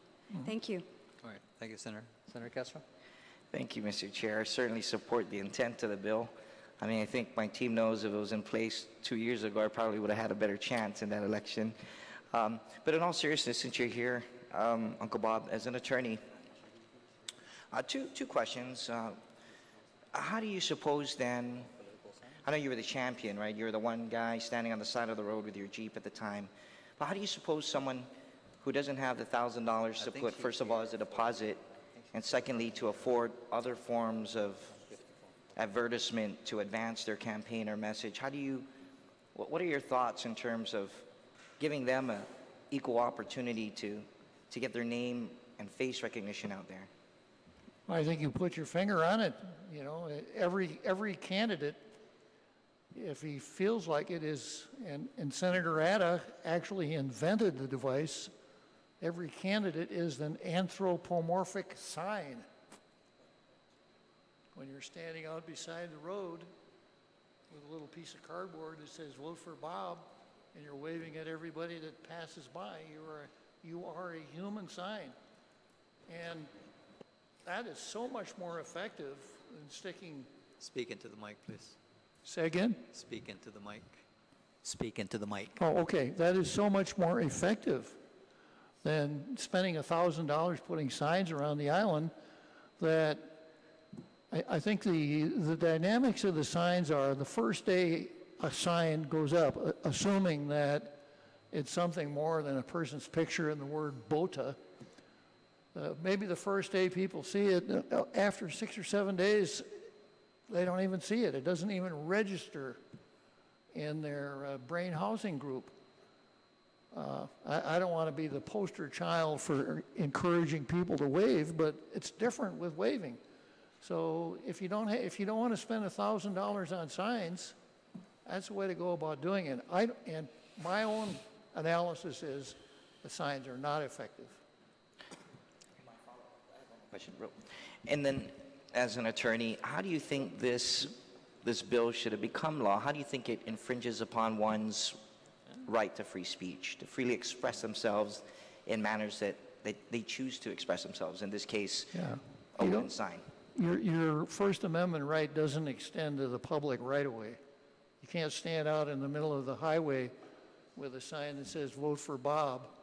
When a police officer comes along and said, you can't stand in the middle of, oh, I got my First Amendment right. It just doesn't work that. There's no First Amendment dimension there at all. All right. Thank you very much, Senator. Anybody else? Senator? Yeah, thank you. I would like to hear from the Department of Public Works as to their ability to enforce the provisions proposed in this bill, and their ability to enforce current law. Yeah, it was my experience that they would call, I guess. I mean, I don't know. I want to know what their experience has been in enforcing, or are they not able to enforce? Because we had suspicions that some signs were in violation of existing law, but I could never tell for sure. I was hoping DPW knows, but that's what I want to know. Are they able to enforce existing law? Are they able to enforce this, or what would they need to be able to enforce this? And the other thing is, I'm curious because we've allowed by the previous law exemption for 2 electronic signs, and would that then require that everybody has to do business with the electronic signs if what you're proposing passes, that no billboards, political signs are able to be put up? But just things like that. I'm sure that these sign companies that are investing a lot of money have some theory to that the signs are effective. Otherwise, I don't believe they would be putting all that money into that process and into these bills to make sure that their signs are allowed or continue to be allowed. And so I'm curious about that, whether they're not effective. I guess I'm not convinced that signs are not effective if we've got a whole industry being built around signs. Okay, well, with respect to political signs along the public highway, right? Question, are they effective? And my answer is, what you're looking at there is a game of reverse chicken. Because everybody does it, and I don't know if it works or not, but it's kind of like a Pascal's wager, you know, if everybody does it, and I don't want to run the risk of not doing it and then God getting elected. So if everybody else does it, I'm going to do it too. But if nobody does it, then you've eliminated the reverse crapshoot. So as I said, my own analysis, political savant that I am, the political signs are of marginal benefit to anyone's candidacy. Earned media is you know, that's the most beneficial. And then you younger folks who've mastered social media know how powerful that can be.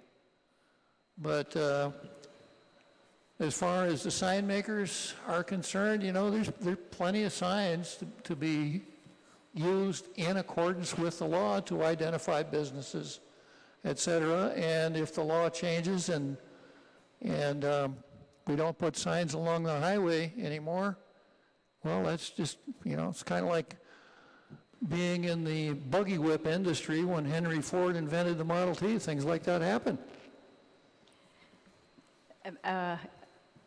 Yeah, I'm particularly interested in the provisions of this bill that would require the Department of Public Works to enforce the no sign or the sign limits on private property. And it says it's going to be done by rules and regulations, but I guess I'm curious how they would physically do that, and are they capable of doing that? Thank you. Thank you very much, Vice Speaker. Senator Moore, Mr. Nicholas. Thank you, Mr. Chair. I just wanted to make a quick comment. I don't necessarily think that this bill may perhaps benefit the commercial sign interests so much as it may benefit those who are exceptionally tall and exceptionally iconographic with exceptionally long arms and are exceptionally good at waving. So I just wanted to register that for the record, Mr. Chairman. Just got to kind of take the hand that's dealt to you and play it to the best you can. Okay, thank you very much. All right, there being no further, you want, okay. Mr. Chair, I just want to mention for the record that I'm prepared to substitute the bill previously with the comments provided here, testimony by our public, Senator Klitsky, and those that have been providing feedback. I certainly made it clear that I will make that attempt, and I certainly look forward to substituting the bill and working with your committee, Mr. Chair. Thank you. And I certainly will work closely with you. Thank you. There's no further comments or questions, then we'll consider Bill 138-34 as having been duly heard. And we come to the last bill, Bill 154-34, which seeks to regulate the off-premise signage. And so what Bill 154 has done is it looks at the sign industry and has categorized the signs that we have out there as either being off-premise, such as you would see that electronic signboard across from FHP, which provides information about businesses in locations other than where the sign is situated. So those are off-premise signs, and the other category are the on-premise signs. Those are the signs that you would find on the storefront or at the Agania Shopping Center, which lists the various stores that are within that facility. And so those are categorized as on-premise signs, and our current law addresses and allows only for on-premise signs. So what Bill 154-34 does then is it looks to regulate, first of all, it looks to authorize the use of the off-premise signs, which could be electronic or the static billboards, such as the one that you would see next to just north of Nissan Auto along Route 1. That falls in the category of an off-premise sign. And so Bill 154 seeks to regulate those signs. It seeks to regulate those signs from the standpoint of the size of the signs, how far it can be erected from a intersection, the density of the signs that are erected within a certain space, and the whole objective of Bill 154 is, one, to allow the use of the off-premise signs on the premise that these signs do provide information benefits to those who come within visual contact of the signs. But we also need to regulate it in a way that it does not make driving on our highways unsafe because of any possible distraction from these signs. We also want to regulate these signs in terms of the density so that we don't clutter up the landscape with all these signs, that first of all, you lose what it is, the messages that are trying to be brought across, because there's just so many in an area. And then also we don't want them being set up in certain areas that you certainly don't want to be cluttering up, such as scenic sites going up towards the south and whatnot. And so this off-premise signage bill will do that. It will regulate the where you can put it, how many you can put up, how high, how wide, but it does not regulate what messages can be put on there. And so that's basically what Bill 154 seeks to do. Do we have the sign-up sheet? So with that, we'll go ahead and we've got a number of people that have signed up. Now, I just want to make very clear that I certainly welcome everybody who wants to give oral testimony or written testimony to give their opinion about what is good or what is not good with the bill itself, and possibly what needs to be changed. And you can criticize it as much as you want, but if you do criticize it, please make sure you have a suggestion as to if you think certain parts of the bill are weak, then provide suggestions as to how we might be able to strengthen it. We will, as much as possible, not get into a long back and forth debate on the bill itself. So with that, I have Attorney Fred Horecki providing testimony on behalf of Cube Incorporated. I have Maria Miller from the Guam Association of Realtors. Please step forward. Kiko Crisostomo from Vantage. I have Senator Klitsky. You're welcome to step forward and give your testimony. I also have Mr. Chris Morato and Mr. Bobby Sackdiff representing Tri-Vision. I think just Chris Morato wanted to give oral testimony. And I have Matt Beck with, I guess you're not going to give, are you going to give? Okay. So it's just, so we have Attorney Fred Horecki, Maria Miller, Kiko Crisostomo, Chris Morato, and Attorney Klitsky. Everybody here is representing the sign industry. Senator Klitsky, basically a citizen at large, correct? Okay, so you're welcome to come forward and provide your input.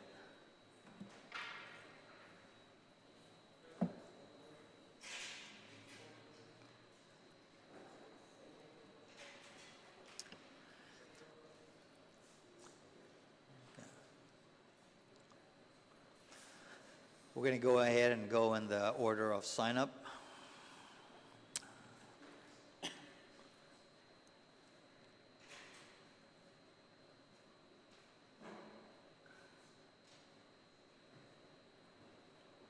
Okay, Mr. Horecki. We can get some water, please, please proceed. Okay. Thank you, Chairman Atta, Senators. You already heard me, Fred Horecki, speak on behalf of Mr. Benson Al Young of the Cube Inc. regarding a prior bill, so I will try to condense my comments.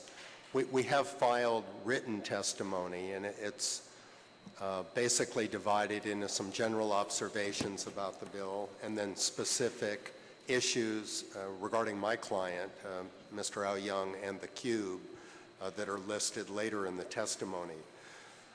Overall, again, we commend the author.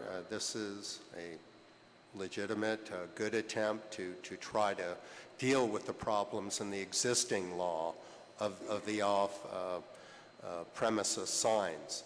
We think that's a good step, but we have questions really about some of the issues under the law and maybe areas where there needs to be more work done on it. In general, the present law, one thing it does with the variances, there is a lot of public input into the process, the public hearings at the village level before the mayors. Mr. Al Young wondered whether that same degree of protection is included in the present bill, because it appears as if there's a simple process of going to the Director of Public Works, but whether all those public hearings and the same kind of process are involved is a question. If not, it could end up that there's less protection for the public against various signs under this bill. A second concern was, under the existing law, there's already a sign law, as we all know, in existence, and it's not always clear whether this law amends that law. It doesn't on its face repeal it. So, for example, this Bill 154 authorizes off-premises signs, but they're still illegal under the existing sign law. So perhaps there should be some addressing in this law of perhaps deleting provisions in the old law or amending the law to take out provisions that are contradictory.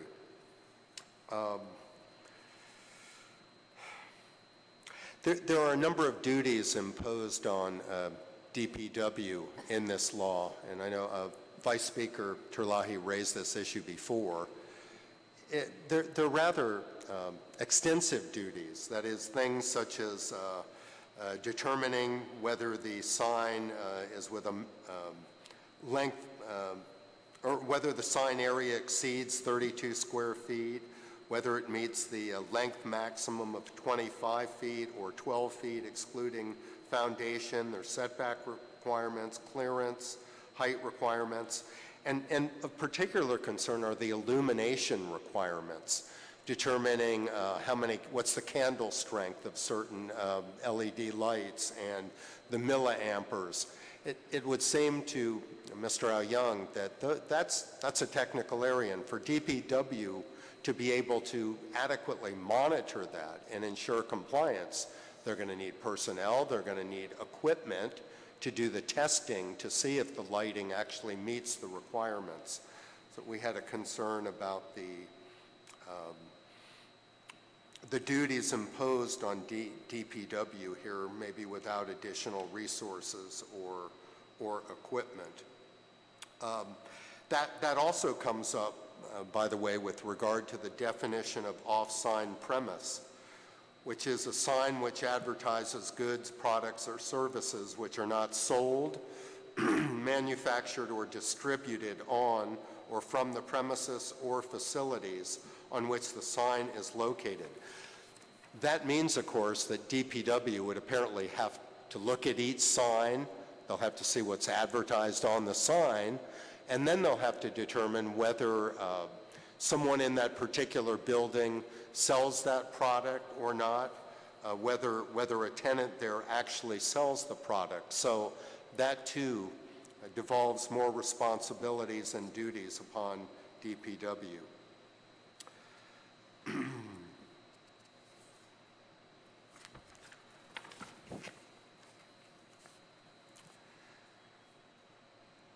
Under the law, too, it seems that most of the rules and regulations appear to be for digital LED signs, but there are a lot of other type signs, such as my client's sign, which is canvas.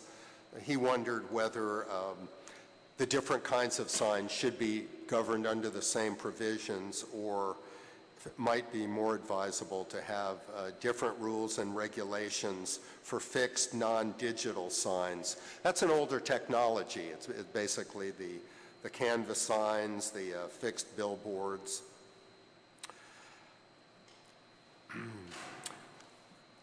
Another concern is the role of the Guam Land Use Commission in the off-premise Bill 15434. Of course, under the old sign law, the Guam Land Use Commission has a lot of authority in terms of the variances or has the right to take appeals. And even under this off-premise sign bill, I think if you look at the law, the existing law on administration of the law, that there would be a right of appeal from the building official to the Guam Land Use Commission.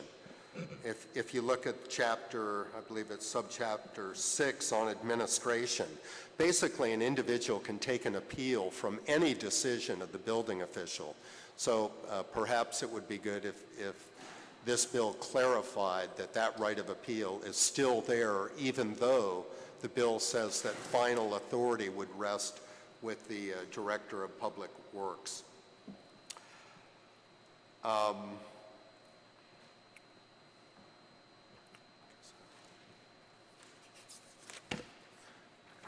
In terms of specific concerns with the provisions, I'm not going to go through all of them because they're really pretty specific to my client. But for example, 61547E22 talks about a sign not exceeding 200 square feet.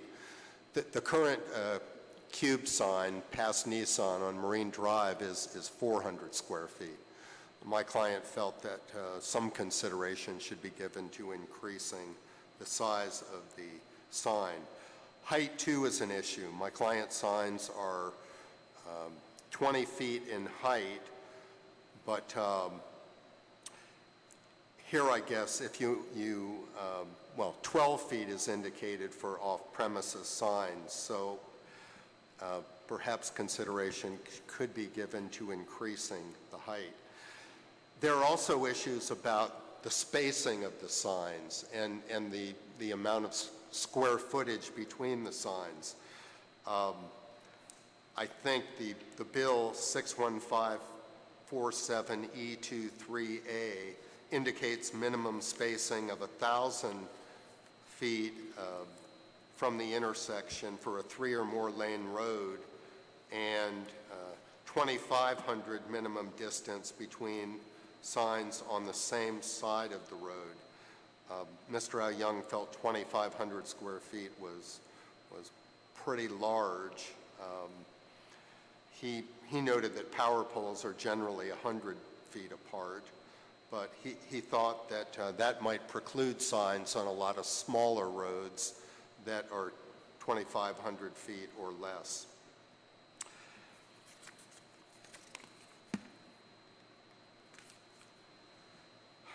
Issues about the back-to-back signs on a pole and a maximum of 2 faces per off-premise sign structure. My client's sign has 4 faces. So he thinks under these provisions, his sign would not meet the requirements, and he's requesting that the 2 face per off-premise sign structure be increased.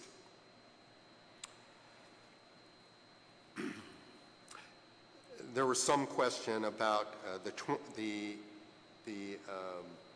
minimum setback of 20 feet from the edge of travel on a road if no right-of-way exists. I think he was asking for clarification on how you exactly would measure the 20 feet. With the flat wall off-premise signs, that apparently provides in the bill that they could be placed on any wall space on any building. So Mr. Al Young felt that that could really lead to a proliferation of signs if every space of the building could be covered with those signs.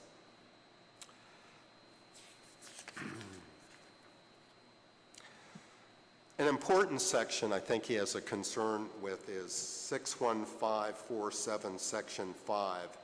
And this talks about amortization of legal non-conforming off-premise signage. It provides that legal non-conforming off-premise signs may be continued from the effective date of this act for a period not to exceed 5 years. I'm certainly not going to go into the analysis that I previously gave you as to why he believes his sign is already protected and there should not be any time limitation on it.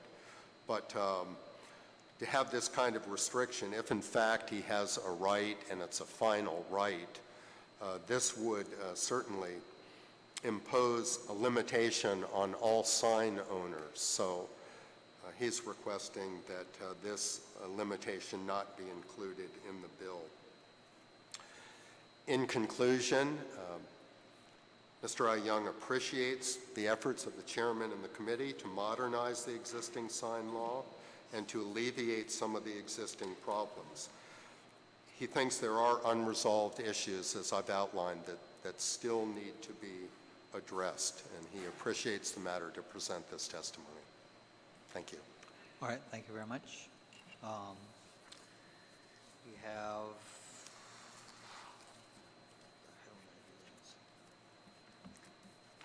I believe I'm next, right? Maria, yes. Yes. Sorry. My name is Maria Miller. I am principal broker and president of Horizon Properties and also presently president of the Guam Association of Realtors. Thank you for taking this time to hear my concerns about Bill 154-34. The measure seeks to permit and clearly regulate off-premise signage, expand the penalty for signage violations, and include a fine for delay action on such violations. To be clear, I applaud Chairman Addis' attempt to modernize Guam's sign laws and statutorily permit responsible parties to operate off-premise digital signage. While my company and I strongly support the efforts symbolized by Bill 154 as proposed, we believe that the measure can be improved, avoiding a myriad of unintended consequences that could harm small businesses and further complicate an already difficult business environment.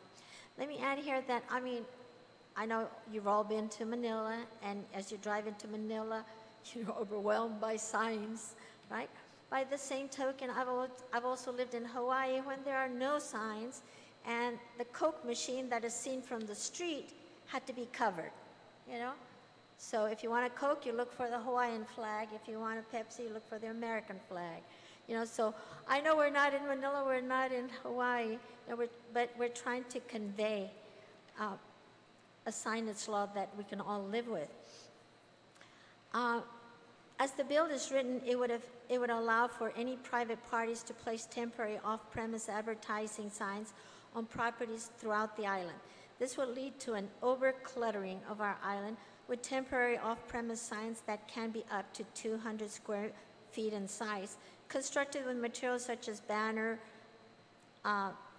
pennant, poster, paper, cloth, canvas, plastic sheets, cardboard, wallboard, plywood, or other like materials which are not structurally sound and will be maybe a hazard, you know, to pedestrians, vehicular traffic, and the public in general. Commercial real estate values for neighboring properties may be affected with the clutter of signage on vacant land, neighboring commercial developed properties. There are also instances and possibilities the temporary signs may block the visibility and actual monument signs on building signs. Here's my main concern is that it detracts from the image we're trying to promote, like the senator said over there, of an island paradise, you know. We're not New York, we're not, you know, Las Vegas. You know, we want to be a peaceful paradise type state for our tourism. We recommend that no temporary off-premise advertising signs be permitted. By the same token, we as realtors be happy to work with any committee, with any of you gentlemen and ladies, to help in any way we can, because we do put up a lot of signs all day, every day.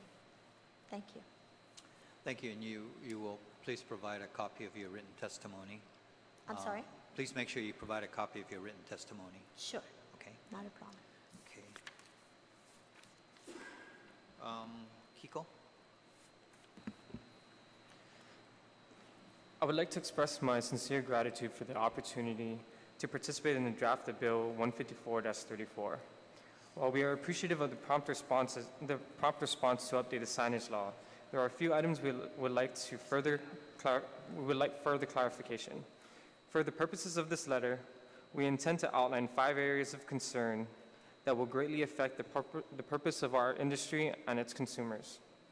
We would like the opportunity to discuss some clarifications and suggest resolutions moving forward that may assist in creating a new law that would be beneficial to all parties involved. The proposed bill intends to place responsibility on the Department of Public Works to be the vetting agency whereby all applications, approvals, and enforcement is under the supervision of the Director of DPW. The current process, as vetted through Guam Land Use Commission, is very thorough and comprehensive in order to protect the public safety, health, and environment. An outline is provided for reference. This is the current process through the GLUC. Upon submittal of application, a public notice is in display to inform the residents of the intentions. Residents impacted by the project are notified to attend a predetermined public hearing via certified mail. A public hearing is held to gather information from government agencies through the Application Review Committee. Government agencies present are Department of Land Management, Department of Public Works, Bureau of Statistics and Plans, Environmental Protection Agency, Department of Agriculture, Guam Power Authority, Guam Water Works Authority, and the Department of Parks and Recreation. A public hearing is scheduled within the impacted village mayor's office to gather and address public input and concerns. Village Municipal Planning Council provides a resolution to either support or not to support the project considering the impact on the residents. And finally, the Guam Land Use Commission holds the final public hearing to meet the applicant and concerned citizens to make the final decision to approve or deny the project based on the merits of the application and the benefits of the project. As noted above, the current process is thorough and extensive process by which all impacted parties are allowed to voice their concerns and suggestions. The proposed process as outlined in Bill 154-34 does not allow for such public involvement and input, not to mention the coordination required from other government agencies. It is our opinion that while the governing agency may change, the application process is sound and should be adopted. Bill 154-34 proposes a minimum distance of 500 and 1,000 feet from an intersection for a 2-lane road and a 3 or more lane road, respectively. Such distances are too prohibitive for the industry, and it goes against the intent of the bill to provide and nurture a valuable industry. The value and existence of this industry lies in providing opportunities to off-premise businesses without road frontage and proximity to intersections, a chance to advertise their products and services without bearing the high cost of rent in such areas. The intent of providing a minimum distance of clearance from the intersection to protect the public's health and safety, but an unnecessarily wide clearance will wipe out the industry. Under federal guidelines, minimum distance from an intersection with traffic signals is 100 feet. Most, if not all, advertisements or public announcement involve some form of graphic movement in their message. To stay competitive in the market, graphic movement is an industry standard that is hard to avoid. Clients constantly request for graphic movement in order to display aesthetically pleasing and modern advertisements. It is of our opinion that limiting graphic movement is too prohibitive to our industry, especially considering the fact that to date, the studies and researches conducted have concluded that graphic movement on billboards are not more of a safety hazard than static signs. Graphic movement should be allowed provided that we adhere to the normal rules and regulations of federal highway safety regulations. Restricting the screen size to 32 square feet in roads that are 3 lanes or less doesn't take Guam's unique road conditions into consideration. The intent of this provision is to restrict the size in narrow and tributary streets. Although the intentions are good, the unique nature of Guam's roads make the application of this provision unnecessarily difficult and unrealistic. There are many corner lots served by 2 streets of varying sizes. One side of the same lot may face 3 lanes or more, while another side is served by a 2-lane road. How do we determine which provision apply? If indeed a side is limited to 32 square feet, it defeats the purpose of encouraging investment in this industry. Further clarification is requested with regards to the provisions of amortization of legal, non-conforming off-premise signage. Does the provision mean that after 5 years, all legal non-conforming signs must shut down, or does it mean that those same signs must come into compliance with the new sign law? Vantage LLC strongly supports the efforts being made towards strengthening Bill 154-34 with regards to policies and regulations. However, we believe that the measure can be further improved with the joint effort of the governing body and all parties involved. Thank you. Thank you very much.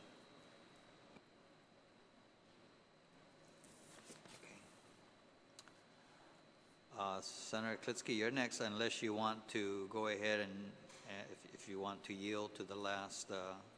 But if you want, you're next on the sign-up sheet. All right, thank you very much, Mr. Chairman. I'm going to start out by saying that this time I don't disagree with Mr. Horecki. Okay, please proceed. Maybe I ought to quit while I'm ahead. Anyhow, I would compliment the author of this bill on doing a very workmanlike job putting together a complicated regulatory scheme in a subject or several subjects that don't lend themselves easily to putting together a regulatory scheme. So in that respect, I would say that I see the benefit of the bill. The only problem that I have with it is that I don't think we should have the signs at all. So the good news is, Mr. Chairman, you've done a good job of regulating something. The bad news is that, in my humble estimation, we shouldn't have what you're regulating. I would boil it down to a really simple choice when it comes to outdoor advertising, whether it's on the whether it's a freestanding billboard or sign or whatever, or a sign on a building that identifies the building. I think we have to ask ourselves, do we want to be Las Vegas or Santa Fe? If you've ever been to either one of those places, you know exactly what I mean. I opt for Santa Fe. The farther down this road of signs, blinking signs, digital signs, freestanding advertising signs, the farther down that road we get, the closer we get to being a honky-tonk island. Thank you very much, Mr. Chairman. Thank you very much, Senator Klitsky. And finally, we have Chris Maroto. Thank you, Senator. Good afternoon, Senators. My name is Christopher Morato, and on behalf of my family, my partners Bobby Sashdev and Matthew Beck, and their families, and our company, TriVision Media Group, I'd like to thank you for the opportunity to testify before you this afternoon in support of Bill 154-34. TriVision Media Group is an outdoor advertising company that owns and operates the electronic display at the Camacho property in front of the Coast 360 Bank in Tamuning. And I'd like to start by thanking and applauding the efforts of Senator Tom Atta and his staff for taking on the challenge of revamping and modernizing our current sign laws to account for off-premise advertising signs such as ours. Our company, TriVision, as mentioned, as members of the outdoor advertising industry on Guam for over 15 years now, does support the intent of Bill 154-34 with certain amendments. I'd like to submit as part of our testimony here today a list of concerns and recommendations. This document will include some technical amendments that we'll kindly ask the committee to consider implementing as we move forward with drafting this comprehensive addition to our current sign laws. In addition, it will also include some sections that are of concern to our business, our industry, and the island as a whole. At this time, I'd like to mention a few of these sections and some of our ideas and recommendations. The first section is page 19, section 4, amortization of legal non-conforming off-premise signs. Our company is a member of the Outdoor Advertising Association of America, the OAAA, and they have been assisting us in gathering some information in regards to this bill. Two days ago, they emailed us their concerns regarding the amortization section of this bill and informed us that this section will negatively impact Section 104 federal highway funds given to our local government. As an example, they provided me with a letter from the Federal Highway Administration to the Wisconsin Department of Transportation, and I'd like to read just a couple of paragraphs from that letter now. Again, this letter is from the Federal Highway Administration. It's dated July 8, 2004. It reads, "We understand the city's vision and strategies to beautify Greenfield, and we support the city's efforts to provide for effective control of outdoor advertising. However, we would be remiss if we did not notify you and the city of the possible violations of federal statutes, including possible consequences thereof. Should the city effect their amortization ordinance of the billboards adjacent to federal aid primary systems, FAP. For purposes of outdoor advertising control, the FAP is defined under Section 131T of 23 USC. The letter continues and it says, "In the event Greenfield causes the removal of signs subject to control under 23 USC 131G without payment of just compensation, the Federal Highway Administration would look to the Wisconsin Department of Transportation to provide the required cash compensation. Failure of the city and or the state to pay this cash compensation would subject the Wisconsin Department of Transportation to the 10% penalty of future apportioned Section 104 highway funds. Accordingly, we suggest that you address this potential problem with the City of Greenfield." This was signed by Bruce Mensky, Division Administrator of the Federal Highway Administration. I'll provide this letter in full for your review in the future.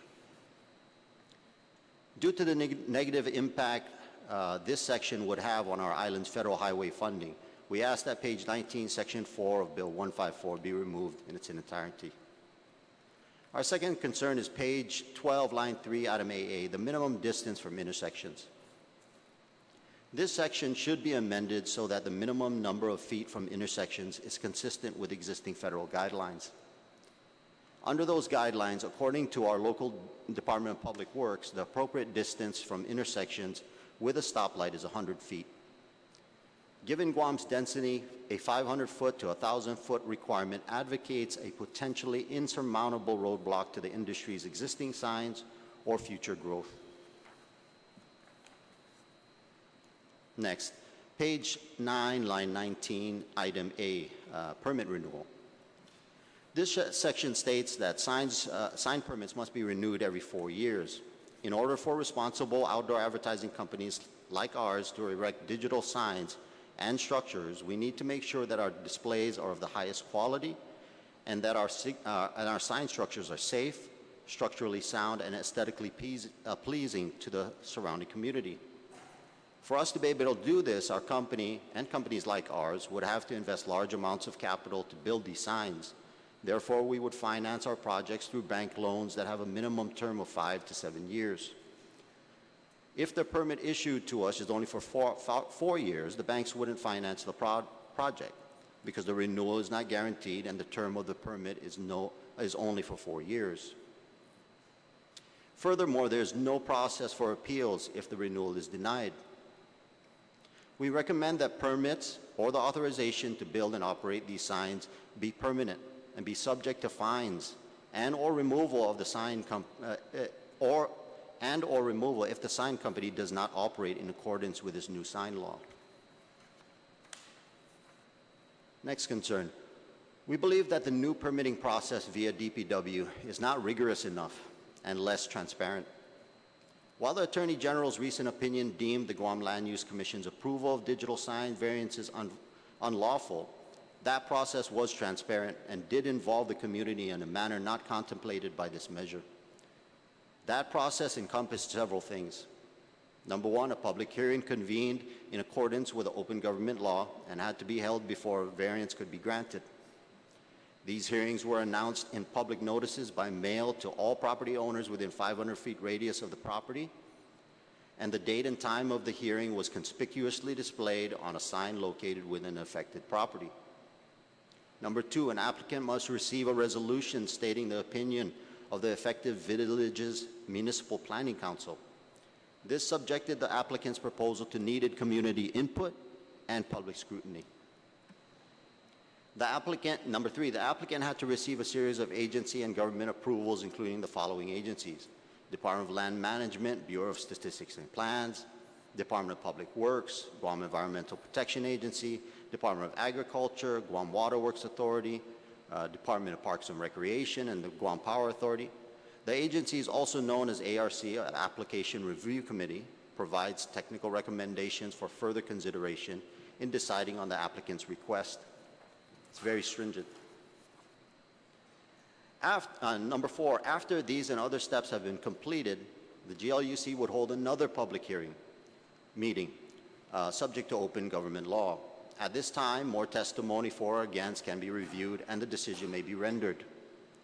The fundamental purpose of this meeting is to demonstrate that the applicants are responsible and committed to operating within the scope of the GLUC's conditions.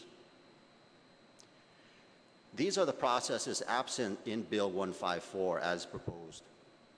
It should also be noted that it was the transparent nature of this process that permitted members of the legislature to raise the concerns which led to the passage of Public Law 3430. While the language on page 7, line 7 through page 8, line 16, as proposed states that DPW may submit applications to GVB and village mayors, we submit that the permitting process proposed by Bill 154 should be equally as transparent as the method is trying to replace. Moreover, we suggest that the GLUC or some similarly situated body govern the permitting process. Without the inherent checks and balances of a multi-person body, the DPW director may be exposed to risks not intended by this measure as drafted. The next concern is temporary signs, temporary off-premise advertising signs that are allowed under this bill. The ability for any private parties to place temporary off-premise advertising signs on properties throughout the island will lead to cluttering our island full of temporary signs that can be up to 200 square feet in size. That's 10 by 20. They could be constructed of materials such as banners, pennant, posted papers, poster, paper, cloth, canvas, plastic sheets, cardboard, wallpaper, plywood, or other materials which are not structurally sound and could be a hazard to pedestrians, vehicular traffic, and the public in general. We recommend that no temporary off-premise advertising signs be permitted. Lastly, as I mentioned earlier, I'd like to submit a report which includes some recommended technical amendments that we kindly ask the committee to consider implementing. In closing, I'd like to thank you all and Chairman Atta for the opportunity to testify in support of Bill 154-34. Thank you, Chairman Atta, for undertaking this meaningful and necessary effort to update our sign laws. We kindly ask that you give our concerns and recommendations serious consideration, and we stand willing and ready to aid the Chair and the committee with any further industry research, information, or resources that you may need. Thank you. Thank you very much. Certainly appreciate the time you've taken to prepare your input. First of all, let me just state that this bill was actually modeled after the model legislation that was developed by the International Municipal Legal Association, which is basically an association of legal folks that deal with municipal signage and whatnot. So it started from that. We worked on the bill for quite a bit of time, and we'll be still working on it forever if we were going to wait until it was perfected and then have a public hearing. And then when you have a public hearing, of course, you subject to testimony such as, we don't need signs. So I decided to go ahead and get it to at least where it was reasonable enough that we can then start a public discussion. And so the input that you have given this afternoon certainly is very much welcome. The committee will take that input. We will look at it and see where we need to make the necessary adjustments. And after we have done the necessary adjustments where at least I think as the sponsor of the bill will be comfortable to take it on the floor to debate it, before we do that, I will certainly bring together the stakeholders, at least those who have signed up. And if we make really substantive changes, we may have another public hearing. But this certainly is not, what you see in this bill is not in final form. So I assure you that we will be taking your testimony and we'll be incorporating it as much as we can. With that, I want to go ahead and open up to my colleagues if they have any questions. Senator San Nicolas, Senator Morrison, Senator Castro, Senator Torres, Senator Vice Speaker. Thank you. Thank you all for your testimony. Just want to confirm, so for Cherry Media Vision, you'll be submitting those detailed recommendations that you read out? Yes, definitely. I'm from Trivision Media Group, but yes, I will be submitting that. Sorry, no wonder why. No, okay. no problem. Now I see. Are these the same that you have already submitted then? Or they're different? Not yet. I'll submit this as well as the letter from the Federal Highway Administration, as well as the report that I mentioned. Okay, I apologize for that. And then for Vantage, your letter, I have 2 pages of your letter, but you read many more pages than that. Yeah, I'm not sure what happened there. We'll just check. Yeah, I can submit the full. All right, thank you. And I just was wanting to know, for the record, so Section 3 of this bill says that any existing off-premise sign or digital billboard which has been granted a variance on or before May 15, 2017 shall be deemed a legal, non-conforming off-premise sign and legally authorized to operate. Does this apply to your company? Yes, it is. Does that apply to your company also? Yes. And Mr. Hareki, would that apply? Yes. And does either of your company, were either of your companies the subject of the bill that was passed recently, Public Law 34-30? Yes, it was. Correct. All right. Does the public law, do you think the public law would allow the signs, those 2 companies or those 2 variances, or I'm not sure how many variances were authorized there, but whatever was authorized by Public Law 34-30 to operate differently than what's proposed in this bill? I'm not sure. I can't really speak to the legal aspects of this bill because I'm not a lawyer. I'm not really sure. Actually, Fred is our lawyer, well, so that we law, have to ask. We would have to ask. Well, that law said that whoever was covered by that public law would be able to operate according to GLUC's variance, and it didn't specify, but I'm hoping it means that the conditions would apply that GLUC put on the variances. But this is not exactly the same as the conditions that were put on those variances. Is that correct? I believe so. On face value, I would agree with that. Yes. So potentially other companies would operate according to this, but those 2 companies will operate according to that. Or again, I'm not sure. I couldn't give you a legal opinion in regards to that. All right. I guess I would like to know what the difference would be. Yeah. What would in those 2 situations? Yeah, I think maybe one very easy example is the bill limits the density of signs within a certain space. And so if you put up a sign today at point A, the next guy that puts up a sign on that same stretch will not be able to put one right next to yours, 30 feet from yours. Instead, I believe the bill calls for, right now it calls for, I believe, 500 feet spacing in between I signs. believe it's half a mile. It's a half a mile. So 26. So that's the kind of limiting factors. It's a good example that, yeah, this contains other measures that everyone else would have to comply with, or perhaps. And I was hoping that DPW or Department of Land Management would be here for the GOUC at least, because I wanted to know how many signs are would become legalized according to Section 3 of this bill.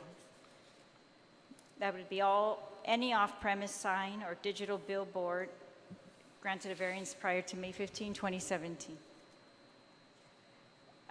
I wish DPW was here, just like the other bill, because I think they are being tasked again with a lot more responsibility, and I'd like to hear from them how they intend to carry this out and their ability to do that.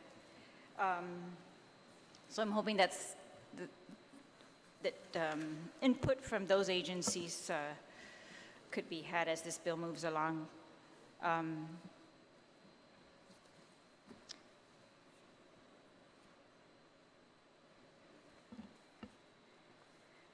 I agree with you, and I appreciate both of you pointing out that the transparency had by the GOUC is definitely, available, potentially more than might be proposed currently in the bill, and so that is a good thing.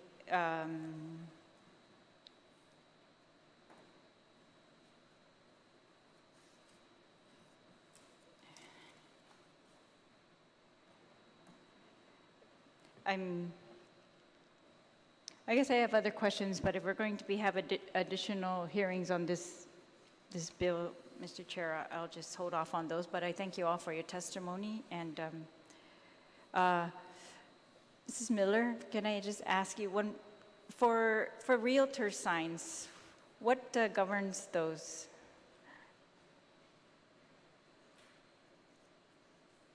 Or what restrictions are there on those signs? Are there any? Realtor signs, we see them, I'm sure they've been put on private property, but sometimes we see them on the corners of intersections too, or along the roadsides. I have to admit that we don't really, it's not a real clear cut, and that's why I said I'm happy to help establish those regulations, because we don't have any that we're abiding by at this time. All right. That I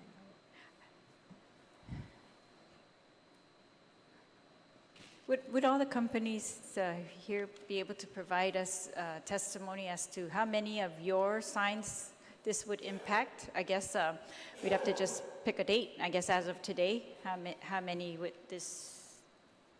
signs do you foresee being impacted by this, current signs? Thank you. Thank you very much, Vice Speaker. Are there anybody else? Senator Torres? None? Senator Castro? Okay. There being no further questions or comments, then Bill 154-34 is considered duly heard and will be getting back together to make the necessary adjustments. Thank you. With that,